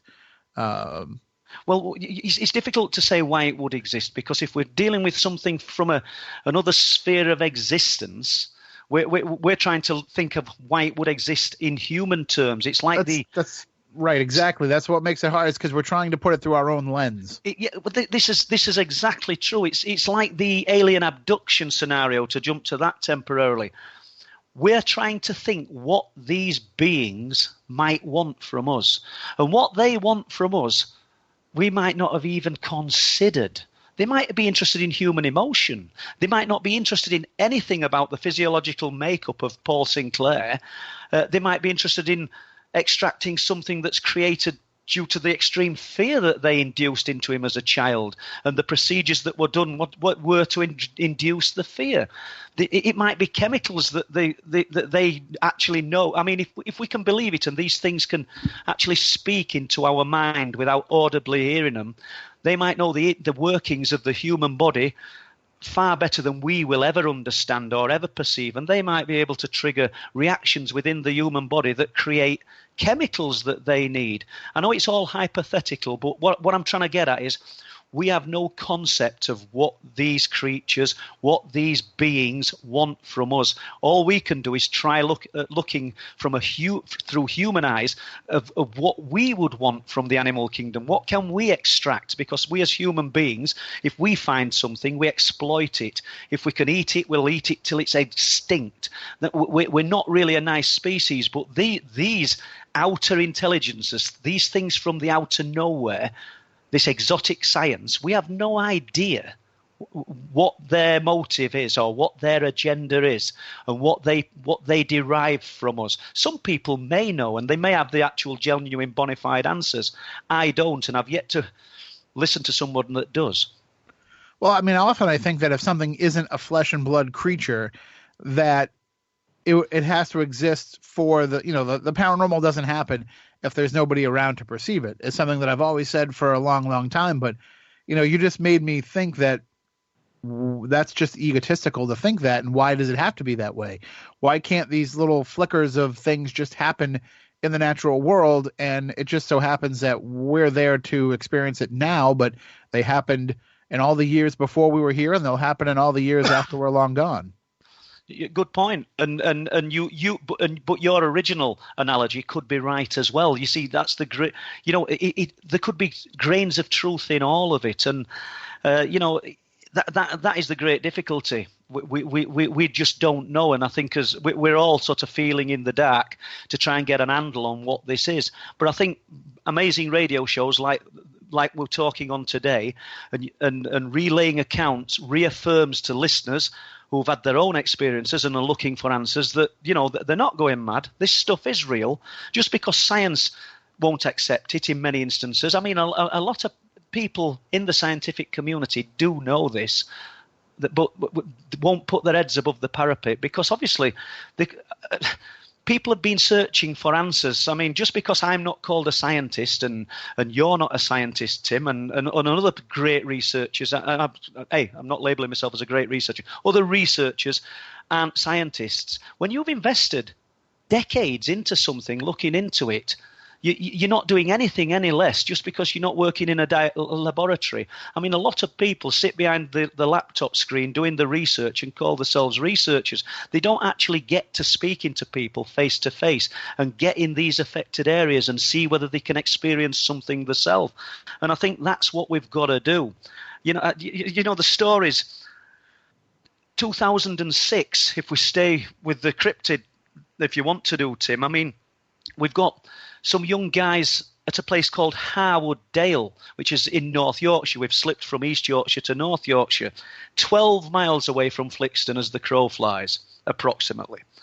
They're on mountain bikes, and they're sort of going up and down these trails and jumping logs. And this guy said that we set most of the trails as youth, the sort of late teens, early 20s, and they're enjoying a day. But their sighting is quite interesting. I mean, where I'm sat now, I sat opposite him, and he relayed his sighting to me and allowed me to record what he was saying so I could write it down accurate. And he said 2006. We're in late evening, but it's in summertime and it's not dark. And I think he said he was at the back, and one of his friends who was at the front, there's the three of them, said, "Look at that," as they're riding. And these guys sort of looked, I think, to their left. And about 30 foot away, there's a hedgerow, and then there's bracken, which would have been about 3 or 4 foot high. There's a thing that he said looked like a gorilla. He said it looked like an upright gorilla. He said, and we're going as fast as we can down these trails. And he said, and this thing should have been jumping and leaping. He said, because there would have been logs, there would have been uneven ground behind this bracken. He said, but it looked like it were on a camera track, for want of a better word. He said it just didn't look real. He said it was in a fixed position. It was fur covered. The hedgerow would have been about 4 or 5 foot high, the bracken, and this thing was above the bracken 6 foot. So it would have been 10 foot tall. But his story, I don't mean it doesn't add up, but it jumps into the realms of ridiculous if you tried to convince somebody that's never seen anything like this, because he's got an added element. This thing were running on a smooth track, or that's how he perceived it. It were just paralleling them as they were going down all these bumps and everything, and it looked like an upright gorilla. They got to a fork at the bottom of this path and went in the opposite direction. This story stuck with these three men from 2006. They know what they've seen. I would imagine that if they related this story to people, I mean, I didn't laugh at him. I think you were telling me the truth. But who's going to believe him? It's a crazy story. Right. And I think the credibility of the witnesses, when you want to bring that into play, it's insulting to the person that has that experience. You know, it's insulting to them to say the questions that will obviously come into people's minds. Well, had you been drinking? Well, have you taken any drugs? Are you taking any medications that would cause you to hallucinate? Like immediately the line of questioning most people seem to have would be enough to make them start second guessing themselves and why they're even bothering to tell anybody to begin with. It makes a person introvert, and go into themselves. An example of that would be 2004. I think it was June. 2002. And I'd been working in York, which would be about 45, 50 miles away. I was working on some roofing contracts. That's irrelevant to the story. But I was working with a guy called Christopher Short. His nickname was Shorty because Shorty was 6'5" and I'm 5'6". So I'm Shorty, really, guys. But we're travelling home, and we come to a small village called Sledmere. It's beautiful, picturesque village, and we're driving through Sledmere, and we're just leaving the village and coming to an area of open ground and some woodland. And I sort of look up above the trees, and I say to Shorty, "Look at that!" And we stop the van, and we get out of the van, and we're looking at something. I mean, I called it was shaped like a breadstick, so I think everybody can perceive what this is shaped like. Beautiful sunny afternoon, not a cloud in the sky. This is a defined white shape above the trees, and we could feel it. We couldn't hear it. We could feel it. It sort of reverberated in our bodies. And I'm saying to Shorty, obviously because I've got this interest in the unexplained. I mean, I'm not talking about it every day, but I've got this. I says, do not say you've not seen this tomorrow at work, Shorty. And he's saying things like, is it a UFO? Is it? And we're looking at it, not for seconds. We're looking at this thing. I'm not going to say for 10 minutes either, but we have a good look at this thing. We can stand and see it. And then suddenly we both look at each other and go, where's it gone? It didn't fly away. It literally, I would say, switched off. It had gone. But jumping back to what you previously said, Tim, we spoke about it the next day at work to work colleagues and said what we'd seen. And Shorty discussed it and told the guys what he'd seen. A week later, didn't want to talk about it. If I speak to him now, oh yeah, we saw something, but I don't know. Because he took a lot of ridicule for saying he'd seen it. Mm-hmm. I went to the newspaper the same week and told them what I'd seen. And the Bridlington Free Press put it in the newspaper the following week, and we received a story from another couple who'd also seen it.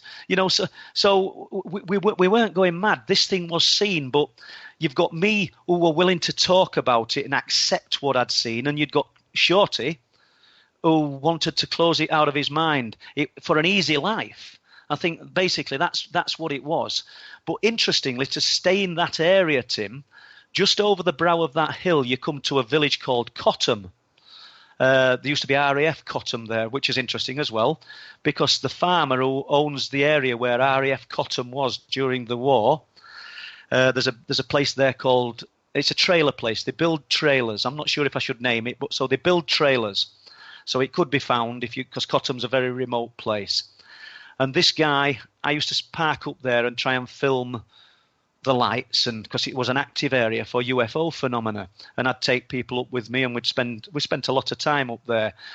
2000 and after the sighting, after the 2002 sighting, it got me hooked, and that I spent a lot of time up there. So I got to know this farmer, and he said he'd seen all sorts, but this particular day, and we're jumping now to 2014, he contacted me and said, we've had a sighting.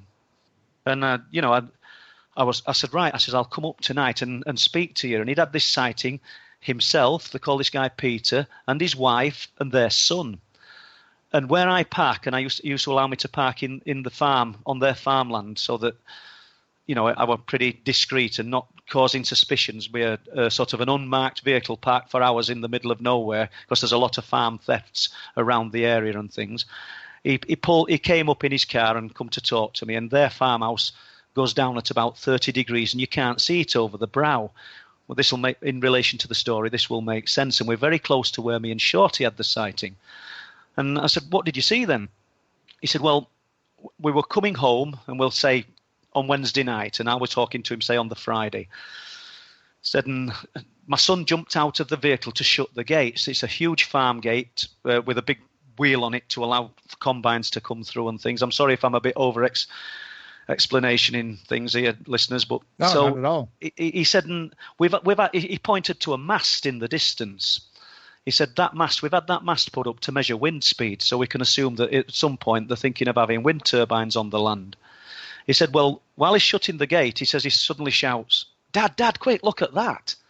He says, and I don't know whether it was landed or whether it was just off the ground in the area that we couldn't see where the ground goes down at 30 degrees. He says, but this thing came up and it was in front of the mast.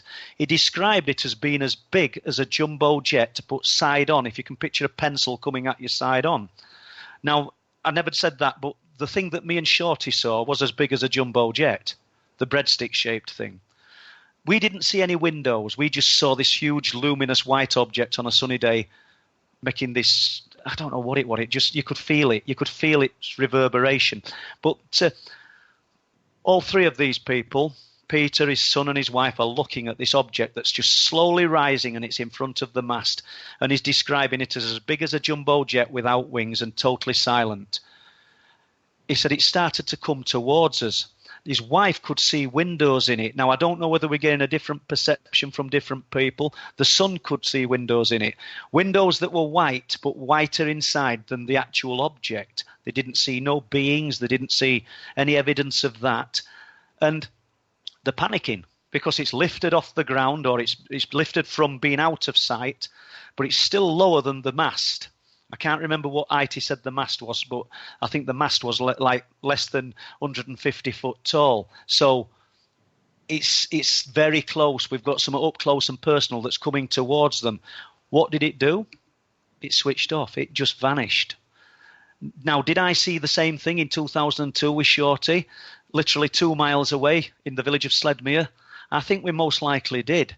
But, these sightings, when you've got these incredible witnesses coming forward, we're doing people an injustice if we don't relay them and paint them in the best light that we can, Tim.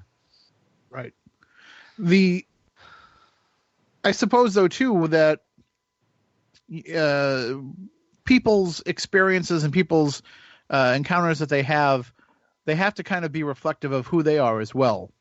And where they need to be on their own personal path. I mean, for you, you came from this as somebody who had unexplainable experiences when you were younger.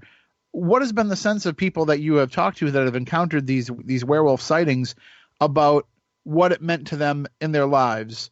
You talked about talking with people who have had one experience, never had anything before, never had anything after, just that one story to tell. But it still had to have had some sort of a profound effect on their life to experience what they did. Yeah, you just took the word off me, profound effect. I was actually going to say that because it does. And obviously it sticks with them. I mean, in most instances, I'm sure there's many, many more stories out there that are never, ever going to hear the light of day. And I know you mentioned cryptid, but to give an example, if you don't mind, me and a guy called Steve Ashbridge visited two ladies in a place called Knaresborough, probably 12, 15 years ago, to interview them about a UFO and alien occupants that they claimed to have seen. The lady were called Muriel Rowbottom, and her daughter were called Sandra. She had a different name. She'd previously been married. And they saw strange lights. Sandra was washing up at the kitchen sink, and they lived on a farm in a place called Sproatley, once again on the edge of the East Yorkshire coast, about 25 miles from where I'm sat at the time of this occurrence. And I think it was 1994, I think, and she's sort of looking out onto the open fields, and she can see lights above the trees, and it sort of intrigues her. And this will relate to your question in a moment, Tim. And she's sort of looking and thinking, what the hell's that? This is strange. And she opens the back door, and she can see these lights, and she shouts her mum, and mum sort of comes through. I'm not going to say running through, because I think she'll have been getting on in years then, but they're looking at these lights, and Sandra says, I'm going to go get a camera. I'm getting a camera. I need to take a picture. And she went upstairs. And, I'm going to do that. I'm going to do that thing where we have to take the break in the middle of the story. But we'll do that because it's called the tease, and it gets people to come back immediately following the break.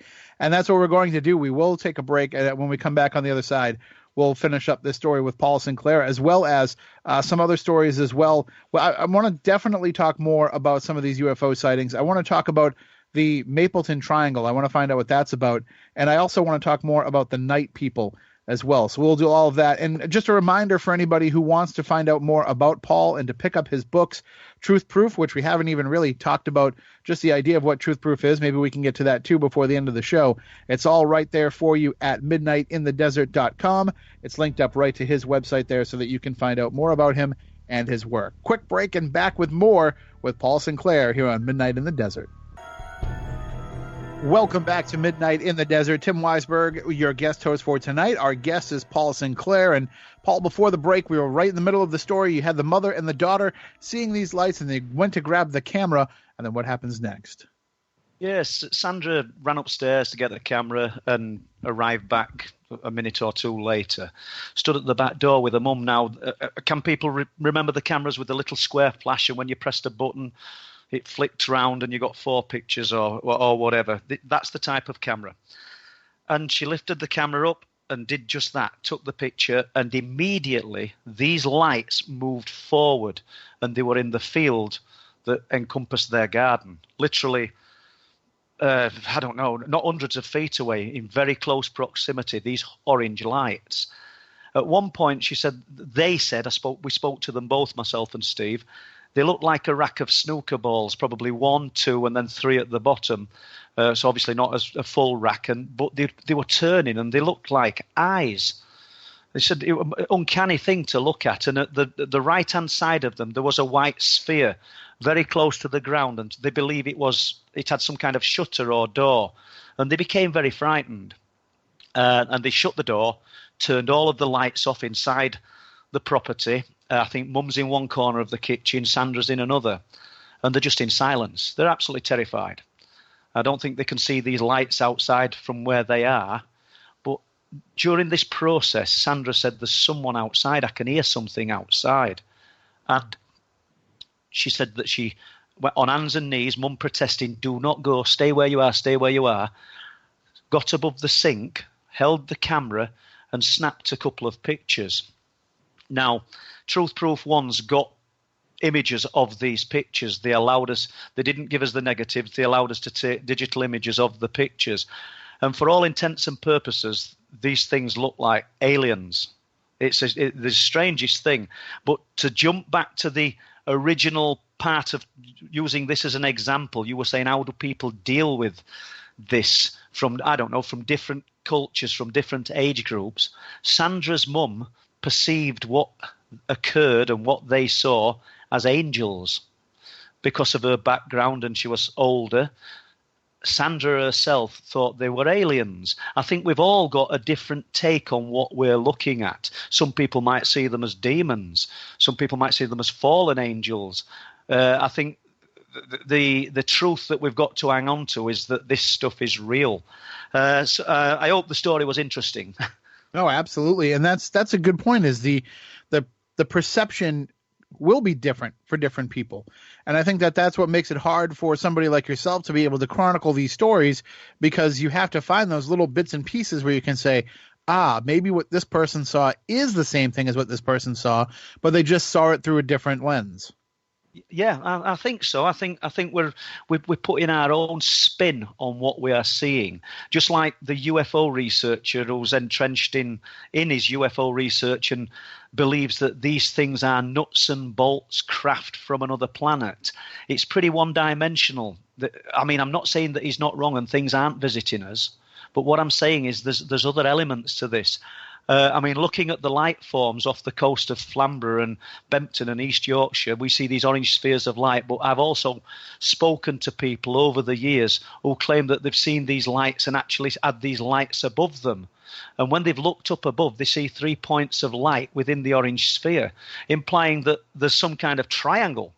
Which is interesting in itself, you know. I mean, and do the cryptids relate to these things, or are we, just as we've said previously, in an area where many things are allowed to manifest? And you brought up the point too that there could be certain factors that cause that to happen. There could be certain geological factors, there could be environmental factors, and if you can solve that, if you can figure that out, that's how you can find ways to artificially create some of these window areas. I think so, and I wonder sometimes about the satanic cult that operated below in the subterranean bunker at RAF Bempton, and whether through their practice, whatever it was that they were doing, and whether they evoked anything, or if they operated intermittently from the 70s, 80s, and 90s. Whether they actually saw something that was not connected to what they'd been involved in. However, because of their mindset, they thought it was, and it kept them enthused and charged throughout that period. I need to stress as well, for any listeners in the UK, the RAF bunker is sealed and shut. I would not recommend anybody visiting that area of land. I don't want to be seen as propagating the idea that people should go up onto the disused RAF bunker. It's a dangerous place, and I would stay away from it. Absolutely. And what's funny is I mentioned the Bridgewater Triangle here. We also had cult activity in what's called the Freetown State Forest, which we believe is kind of the heart of the triangle. And if we're looking at two areas there where there's this thinning of the veil, where there's also a tie into these cult connections. Maybe there's other areas where they have the same type of history, or maybe the cults are operating there because the thinness of the veil in that area. Maybe it's easier for them to do what it is that they need to do in a place like that. I think so. In a way, then that makes them no different to myself and no different to anyone with an interest in this kind of research, because we're going to put ourselves in areas where things are happening. We'd be foolish not to. We get a report. What do? We go to the area, we speak to the witness, and we hover around that area for a length of time, and I don't mean that particular day, I mean intermittently, and hope that we might catch a glimpse or speak to other people that have had an experience. So although we're not involved in these satanic cults, the actual reasons for being there are probably the same. In the first book, I wrote that the cult were probably a rumour and a myth. I couldn't get an handle on it. In the second book, I got a little bit closer. And in the third book, I've actually spoken to people who've witnessed things down in the bunker happening, not being part of it, but actually witnessed things happening. First-hand accounts, face-to-face meetings, which witnessed a sacrifice, animals, should I say? I need to point that out quickly, and done a runner, and other people that have been in the bunker and took out ceremonial robes and things. And once again, we've got these people on film telling us what they'd found. So I'm not saying that these people are lying, but it's something that you wouldn't really step forward and talk about. I mean, it's took years to actually get these witnesses and find them. They're not readily available, but it's there. The information is there. Tim, before we move away from the cryptid and the werewolf type phenomena, could I just tell you about a sighting from February of this year? Sure. Because I'd hate to miss this one out, because we spoke at the Awakening conference in Manchester this year and did a presentation, and we played the recording of this guy. Linda Moulton Howe was there. Linda wanted to speak to me and requested a meeting and wanted to do some work with me, but I don't think that was possible really because of the distances involved, obviously, which she's not in the UK. But she became intrigued by this and this kind of thing. So I've called this the 3-para werewolf, as in these guys were ex-3 paratroopers, not 3 men, they were 3-para. And they were at Bempton and Flamborough wild camping in the early hours of February the 7th, 2019. So it's this year. Now, this guy, to back up his story, after the experience, because he'd never seen anything like it in his life, and he probably did what you do, Tim, and what I do. After you've seen something or experienced something, you do a little bit of research. You buy a book or you go on the internet. You look for things that are similar in the area. And he did that, and he found me. And he was leaving comments on the YouTube documentary that we'd made, The Bempton Phenomena. And I could see that there were a little bit of, like you spoke about earlier, you got a nose for these things. And I've got to contact this guy, and I did. And after exchanging quite a few emails, we got to talking, and we talk quite regular now. And I believe this guy's 100% genuine. And they're there. They're parked at the Bempton RSPB car park, the bird sanctuary, to do some wild camping during the evening. They walked down to the cliffs and set up a sort of rough camp. They took 2 dogs with them, Patterdale crossed Staffordshire Bull Terrier and a little terrier. And it's something these ex-army lads do quite often, go to different areas. They'd never been to Bempton and Flamborough before, and they'd travelled 4 hours to get to the area. And they probably Googled the area. They weren't looking for anything paranormal. So somewhere between 3 a.m. and 4 a.m. they set off walking down the cliff top towards Flamborough Head. They weren't familiar with the area. I asked them when they got to the bottom of the path, and these cliffs are a sheer drop. There's a fence running round, 200 to 400 foot cliffs. I said, did you take a right or a left? He says, we took a right and the fence was on us left. So we know we were going to Flamborough Head. So while he's walking down there, he was keen to stress. They remarked that the atmosphere felt strange. And he said, Paul, he said, if you're ever up there, and I may spend a lot of time up there, as listeners will know now, he said, and it ever feels wrong, he says, I can't explain it. If it feels off, don't go. He says, the air was prickly. He says it sent electrified. He said, it was just so strange. And off is how it felt. That's the best way he could describe it. He also said that his dogs were nervous, and they would not leave their sides, he says, which were unusual. Normally, like dogs do, they just sort of mill around and do things. And he said it was a cold, very cold night, frost on the ground, early hours of the morning, the magic hour, between 3 and 4 o'clock, and they're on this walk.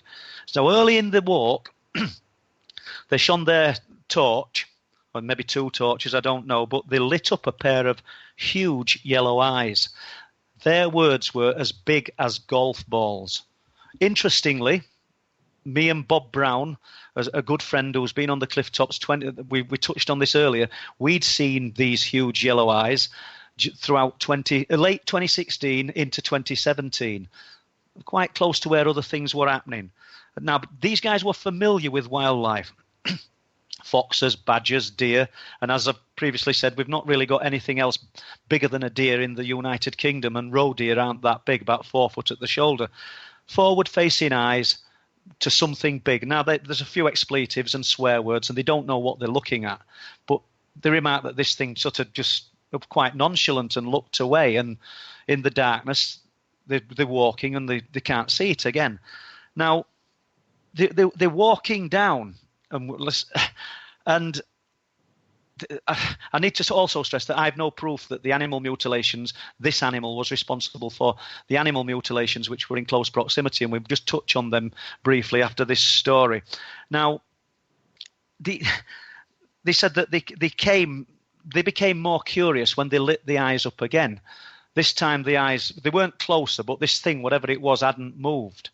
And once again, it just sort of looked away and seemed quite uninterested. They couldn't, apart from seeing eye shine, they couldn't get a take on what this animal was. But they remarked that it weren't fazed by the light, to me, and like a normal animal would, like a rabbit would be caught in the beam of the headlights. Now, he described the lay of the land, and I knew from his description exactly where he was. He said, we came to what he thought was a viewing area. It's a large wooden platform with railings around it where people would go during the daytime to look out to sea and look at the seabird colony. There's and various other things. He said, and then about, 150 foot away, maybe a bit further, I can see two gate posts, about 6 foot tall and about 40-inch wide, and they've not got a gate on them. They look a bit out of place, really, because they're just along the path. So I knew exactly where he was. Now, he said, we walked towards the gate posts. Momentarily, we'd forgot about the eyes. We'd discussed what the hell could these things have been. He said, and as we passed through the gate posts, we shone our torch to the right. He said, and it was there. There it was. We saw it. Now, guys, if you listen to the emotion in this guy's voice, because we'll make sure that you get some recordings to listen to. It's incredible. He said it was hunkered down and he thought it looked like a giant hyena, his exact words. He said it was less than 20 foot away from them. I need to stress I believe this guy. I believe he's seen something. I don't believe that we've got an apex predator hunting and managing to evade the population and humans up there. I think it's one of these transient things, interdimensional. But he said it was baring its teeth but not making a noise. And they were terrified, as they would be. Now, he said it was crouched and looking like it was, he described it as looking like it was going to spring forward. It looked like it was ready to pounce. And he believes that, I don't know why he believes this. The real guy's name's Rob, and I don't know why Rob believes this, but he believes it thought that there was only one of them there. Now, it's just his opinion, and he were there, I weren't. It could be true. He said it had a huge bump on its back, and all the hairs were stuck up and bristling. And his dogs, he noted that both guys noted, the dogs were scared to death and the tails were on the tummies. He said the dogs absolutely, and once again he swore, and they were terrified, absolutely terrified. Now, they couldn't believe what they were seeing. He said it looked like something from a horror film. Then it got worse. He said it stood up. He said this thing stood up. The most shocking thing he's ever seen in his life. And he said, and it took a step. And when he's telling this, and I've asked him if he'll let me record him, he's saying it took, and I'm trying to get information out of him, and I should have just left him he was in the moment. He couldn't hear what I was saying. And it took a step forward. Now, and that is one of the most terrifying parts, and it's looking at them. And I asked him if it had a barrel chest like a dog would have, picture a greyhound or a Great Dane, or if it had clavicles like humans. And he said it had broad shoulders. It was muscular but not heavy, not heavily muscled, shall we say, because he said it was at least 7 foot tall. And he didn't say it was emaciated. He said its arms were unusually long but thin. And it had hands and claws on the ends of the hands. One other thing, and we spoke, about a week ago, and something that he'd not told me, but he said it had troubled him. And he'd not told me because he didn't think to tell me. He'd just not told me. It's just an element of the story. He said it lifted, I think he said its right arm up under its chest, and its finger, and we'll call it its forefinger because he doesn't know which, long bony fingers, was making a motioning sort of movement. And I said, what do you mean? It was sort of beckoning you to come. He said, no. He said it was sideways on, but he said, while I'm looking at this thing and it's dark brown in colour, and I can see its teeth, and its chest is a creamy white colour, but I can't take my eyes. He says, I didn't look at its legs. He says, I could see its legs, but I didn't focus on the bone structure. He said, because I can't take my eyes off this finger, moving backwards and forwards. So, he said we've been to Iraq, we've been to various places throughout the world in conflict. I've faced real life-ending danger. He said, but I've never seen anything like this thing that we saw on the cliff tops at Bempton. He said, this thing was dragged from hell. His words, not mine. And I just find it sort of incredible. And I asked what they did after. He says, well, we just slowly backed away from it. He says, we had the torch on it, I don't know, 5 to 8 seconds, and they processed what they could see. They didn't bother camping. They packed the things up. They didn't wait till daylight, and these guys left. Interestingly, Tim, it's in an area, like I touched on previously, where myself and Bob Brown, I don't think Steve Ashbridge saw them, and Bob's sort of catchphrase during the night was, are the eyes on us? And we would focus our torch, and on the distant hillside there would be a huge pair of yellow eyes that we didn't know what they were, and we saw them quite a few times throughout 2016/2017. And then, as I said, on New Year's Day, me and my wife took some food for the vagrant who lives in Danes Dyke, and he told us that the police had just been to see him because they wanted to know if he'd seen an unusual looking animal. That's what they'd asked him, in particular an unusual dog. And he said he'd seen nothing. Now, bearing in mind, this guy's probably better placed than anybody in the world, as he's lived in the dyke in a tent in the dyke for 11 years. But he said he'd seen nothing, and we've got to go with that. But he said that the police said that about 10 sheep had been killed around the Bempton area in previous weeks, and that's what they were looking for. Well, that's when I jumped on the investigation and located the farmer and started asking if he'd let me investigate the livestock mutilations. I can't pin them to this creature, Tim, because the nature of the kills is so strange. It makes you wonder almost if these sightings are there to throw you off the scent of what's happening.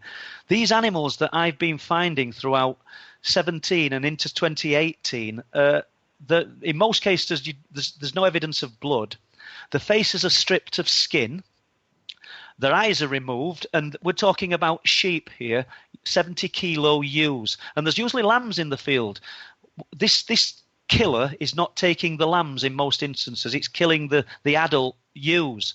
The ears are removed, and the ears are removed and they're sliced off. They're not chewed off or bit off.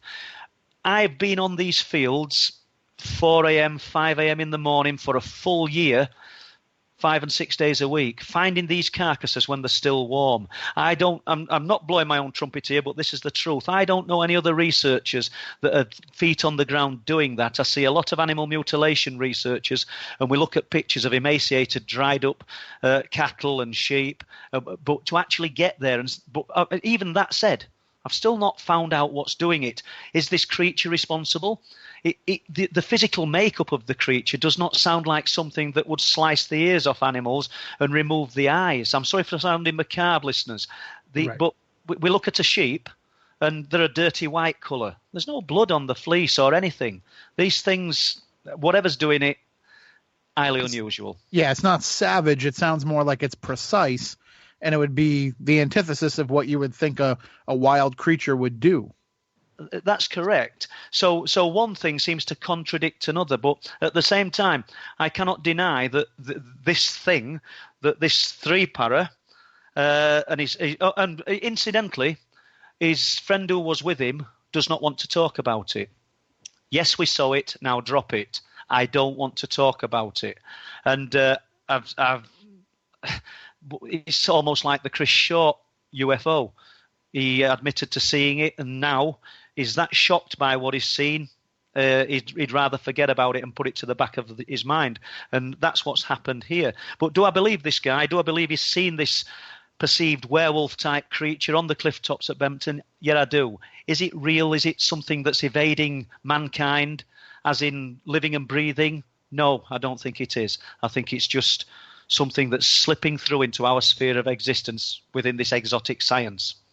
But I'm very intrigued by what you said there briefly about it being, kind of a distraction, kind of something to throw people off the scent, so to speak, of what's really going on, that maybe some of these things are like that. Maybe they are vanguards of other phenomena that are taking place. So maybe there's a reason why people are seeing them in areas tied to UFOs. Maybe these creatures are the watchmen for whatever's going on with extraterrestrial activity and abduction. Well, this could be true, and let's face it, Tim, who would believe this story? If this guy went to the newspaper, the local paper, the Bridlington Free Press or the Scarborough Evening News, and relayed what he'd seen on the cliff tops, who would believe him? It would become a laughing stock. I mean, I'm trying to relay the story as honestly as I can. I spoke to this guy. I absolutely 100% believe he's seen this thing. But, back in 2013, and I don't want to labour on the cryptids too much, Tim, if you want to get onto something else, but there's some guys at a place called, there's a man and his 3 children at a place called Pinchinthorpe Forest in Gisborough, which is approximately 50 miles away from this area, but the common link is that it's very close to the coast. And he took his children, we'll call it wild camping.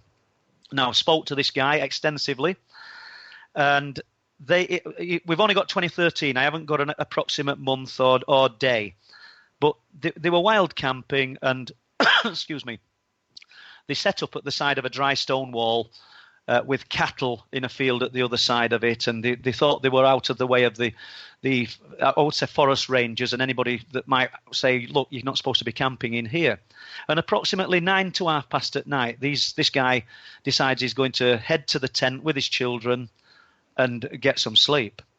It'll relate to what we've been talking about, Tim, I assure you. And he said, we took his shoes and socks off because it was muddy and there was wet leaves about outside, and we got into the tent.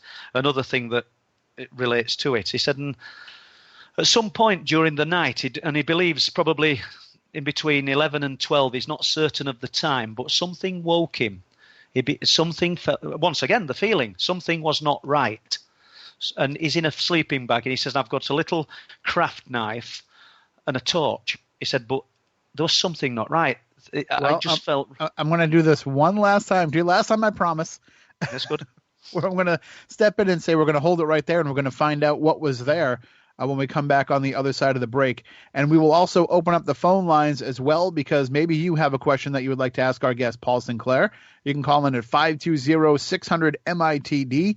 That's 520-600-6483. We'll keep the phone lines open for the remainder of the program in case anybody has any questions that they would like to jump in with before we run out of time with Paul.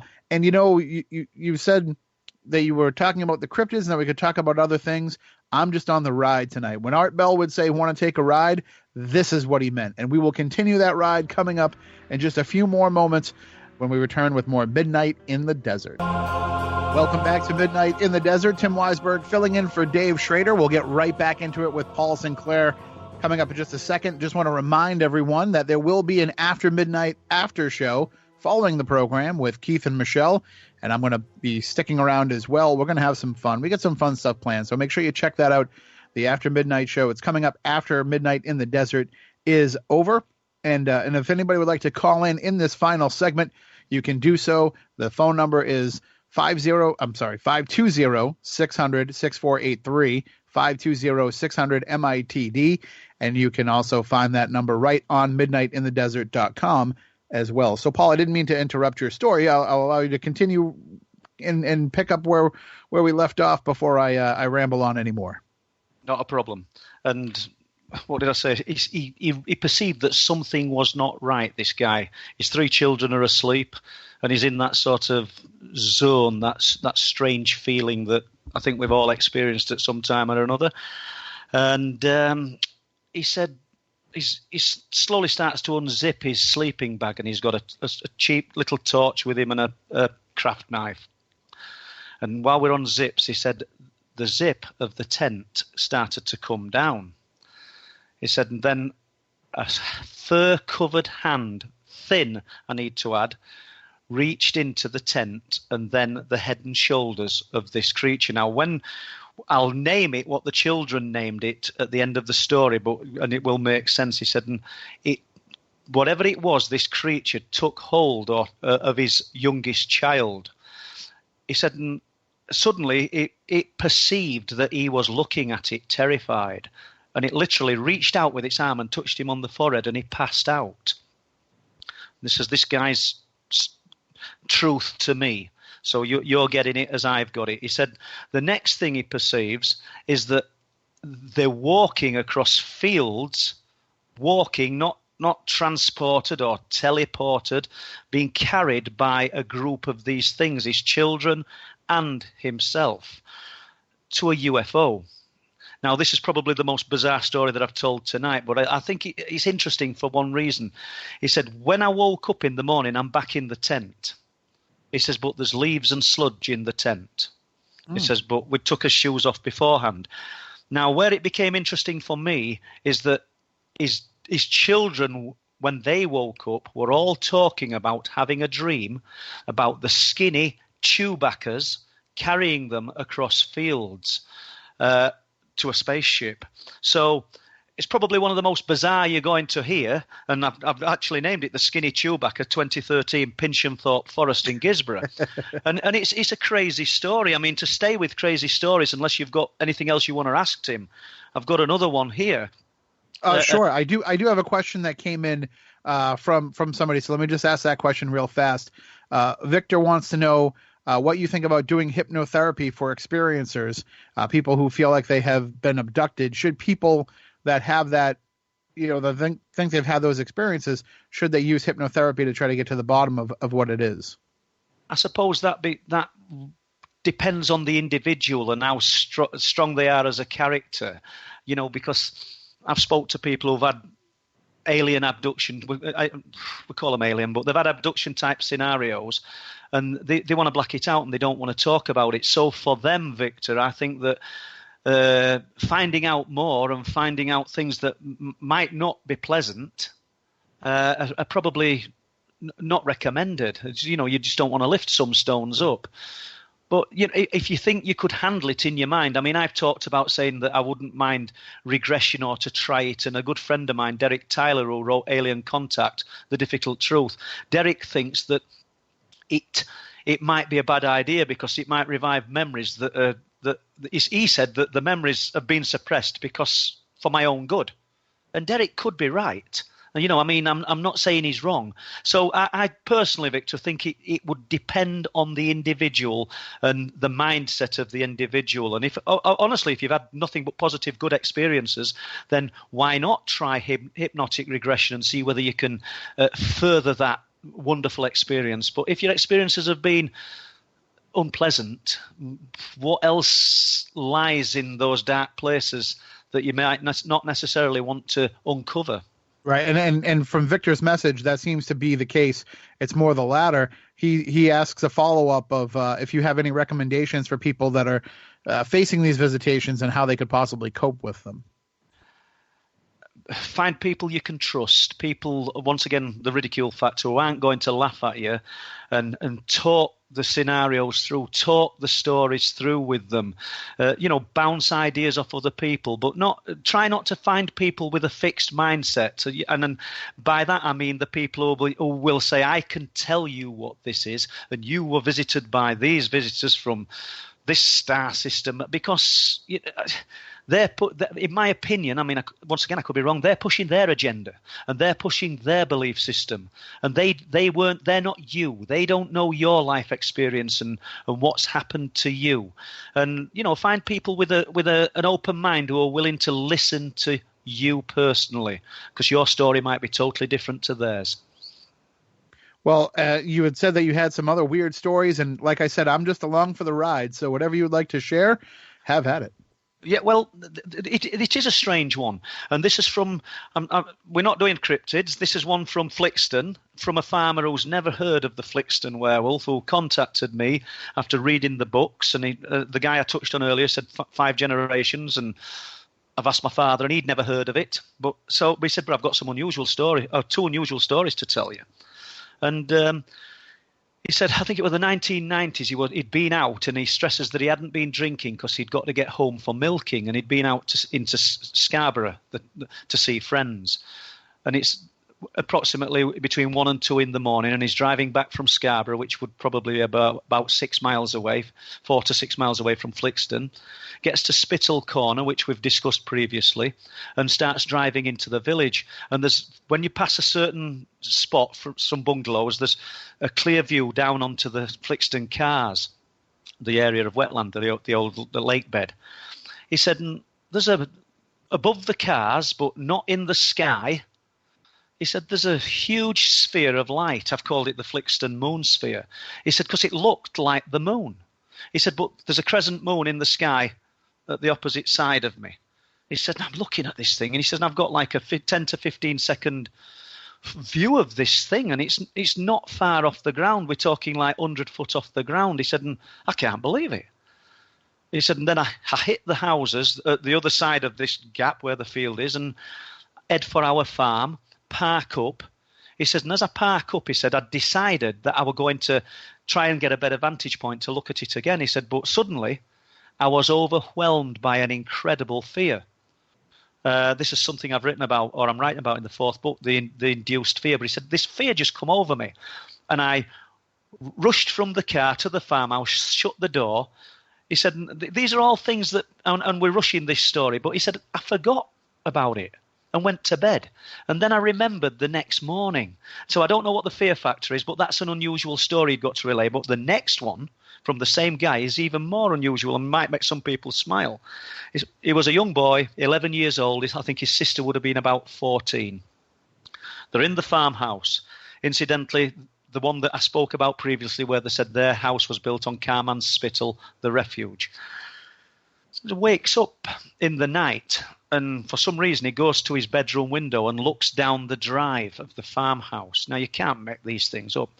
He said there's 5 dwarves that look like something from Lord of the Rings. Seriously, guys, and they're walking up 5 abreast up the drive. He becomes frightened and jumps in bed, puts the sheets over his head. That's it. He wakes up the next morning and is at his breakfast table.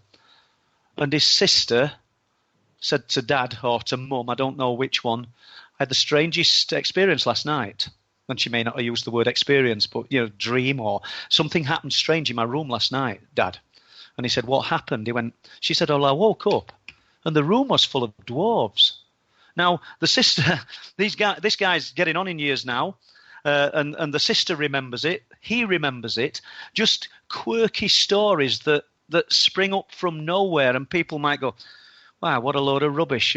But this guy's nothing to gain by telling me such a story. And me as a researcher, I'm quite happy to relay this story. The guy seems genuine. He's told me something that's unusual. And quite close to where this is seen, there's a burial mound called Willie Howe. If people want to Google Willie Howe, it's probably one of the most famous in the UK. What's Willie Howe famous for? Small beings, hobs and goblins in ancient times. What would we perceive hobs and goblins as today? Possibly aliens. Yeah. And it's interesting. I mean, a guy called William of Newburgh chronicled a story from Willie Howe where a man was driving past the burial mound in the dead of night. This is hundreds of years ago, but the story's documented and chronicled.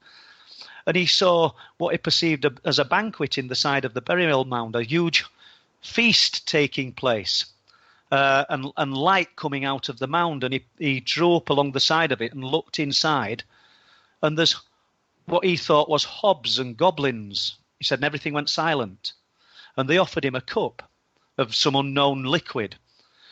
And he poured the contents out, the story says, and did a runner on his horse and escaped. Well, now, where the story becomes interesting is the cup did exist.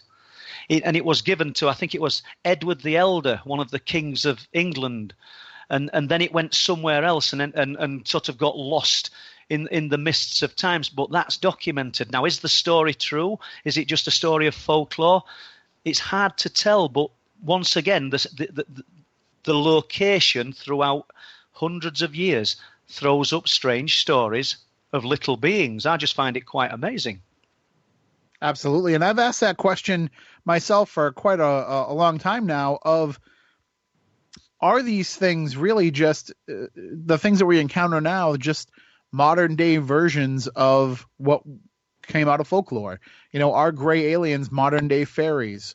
Does our boogeyman just change, or bogeyman, depending on how you want to pronounce it, but does it just change as what we would be afraid of changes? So we get to that point where we know that these things aren't supposed to be real, but then here comes the new boogeyman that is going to scare us, and it's a technologically advanced boogeyman. It's somebody that fits our times, so it makes it easier to kind of instill that fear that we just seem to naturally need to have. A good point. And why is it technologically advanced? Is because we've advanced as a species, and it's probably the same thing. It's followed us through time. They may not have evolved at all, but I suppose earlier versions of us, more primitive people, before televisions and before jumping back to folklore, their vocabulary would have been much more limited. They didn't talk about aliens. They didn't talk about space travel. They didn't talk about the possibilities of interdimensional spheres of existence that run alongside our own. They could only describe these things within the confines of what they knew and what their vocabulary entailed, just like the lights in the sky, which I'm sure they will have seen. And jumping to Andrew Collins, Andrew sort of talked about the Vikings looking at lights in the sky and over the North Sea and perceiving them as dragons, fiery dragons. And this could be the light forms that we're trying to film and trying to document today. These unusual spheres of light that we've got a proper documented history of in Coast Guard logs and lifeboat logs, where the lifeboats have gone out for 5 and 9 hour searches, multiple lifeboats from different areas, Filey, Bridlington, Scarborough, searching for a vessel in distress, a downed aircraft, because members of the public or trawlermen or Coast Guard themselves have observed lights out over the sea, strange luminous spheres. Now, if these lights have been seen and it's created call-outs to the lifeboats and search and rescue helicopters, then it's obvious that something very real was out there. But at the end of these searches, I wouldn't say in every instance, because sometimes there's a tragedy or there's a boat in distress or an aircraft. But in a lot of instances, looking through these lifeboat logs, and I've done this, you find these call-outs, these multiple-hour call-outs charged with lots of different agencies and rescue services. And at the end of it, they go false alarm with good intent. But we've got a documented history of call-outs to the lights. I've spoken to, are these lights the dragons of ancient times? In Filey, which is 6 miles away from where I'm sat, the fishermen at Filey talk about seeing lights under Filey Brig. That's an area of rocky outcrop that spreads out to sea, probably 3/4 of a mile, which is treacherous for ships and things. And just recently, on my YouTube channel, listeners, if you look on Truth Proof YouTube, you'll see a piece of footage where I filmed, and it's quite good footage, this, not grainy, a sphere of light coming out of Filey Brig. I think I filmed it about 8 weeks ago. First time I've been fortunate enough to film something for quite a while.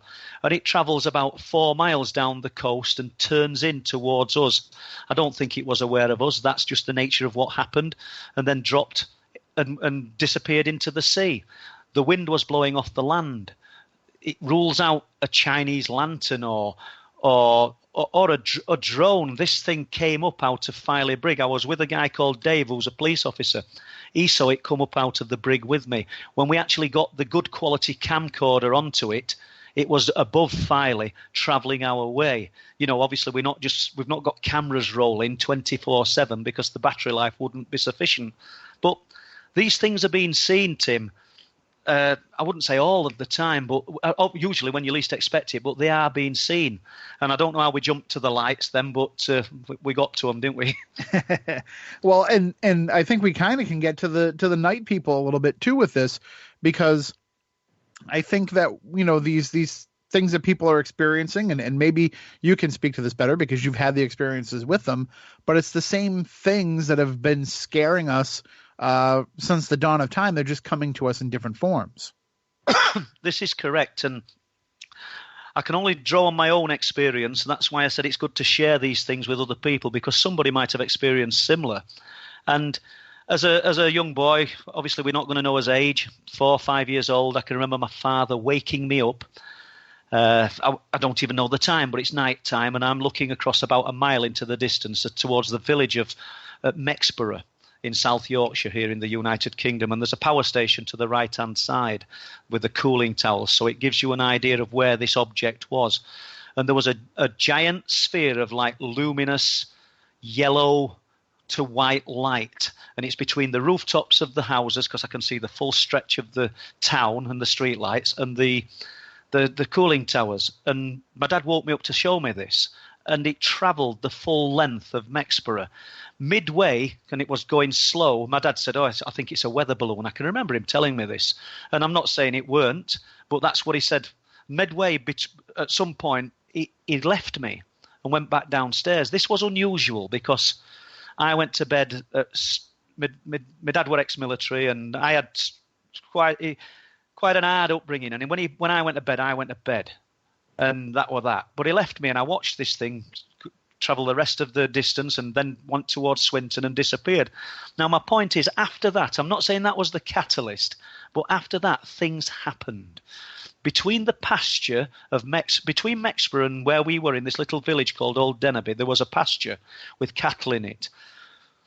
Why do I mention cattle? Because as a small child, I've got limited vocabulary and limited life experience. But I remember waking up a short time after I've seen this light, and I don't mean the same night. And I'm looking at black eyes in my curtains from my bed, and I can see them in the night. And only thing I can relate to, they're as big as cows' eyes. That's what I'm trying to draw there. And I'm looking at these things, and I'm staring at them, and my curtains are sort of a bluey grey colour. They were almost metallic. People might not remember this, but if you're old enough, the curtains were made of fiberglass. But anyway, I'm looking at these eyes, and I don't know. They said there were 6 to 8 pair of eyes. I can't remember, or 4 to 6. And they come out of the curtains, and the beings. They're just emaciated beings with no genitalia or anything. I'm a small child. I wouldn't have looked anyway, but I don't recall it. And they stood round my bed. Now, the bit, and I spoke to Whitley about this, the bit I can't get my head round. My bed was up against the wall, yet they were either side of my bed. So it doesn't work. The mechanics of it don't work. And these are the things that absolutely put your brain into some kind of freeze dip. It's crazy. But these things, obviously, something took place, and I've got that cameo of that happening. I've got another memory of waking up in the early hours of the morning in the same bedroom, and it's daylight. And at the bottom of my bed, they're stood there. And there's two tall ones, and I'm sorry, I'm not going to embellish it. I don't know whether there's 2 small ones or 3. I can't get it. But I'm frightened, and they're there, and it's daylight, so it's early hours of the morning. It must have been summer, and I turn my head and bury it into the pillar, and I want to not see these things.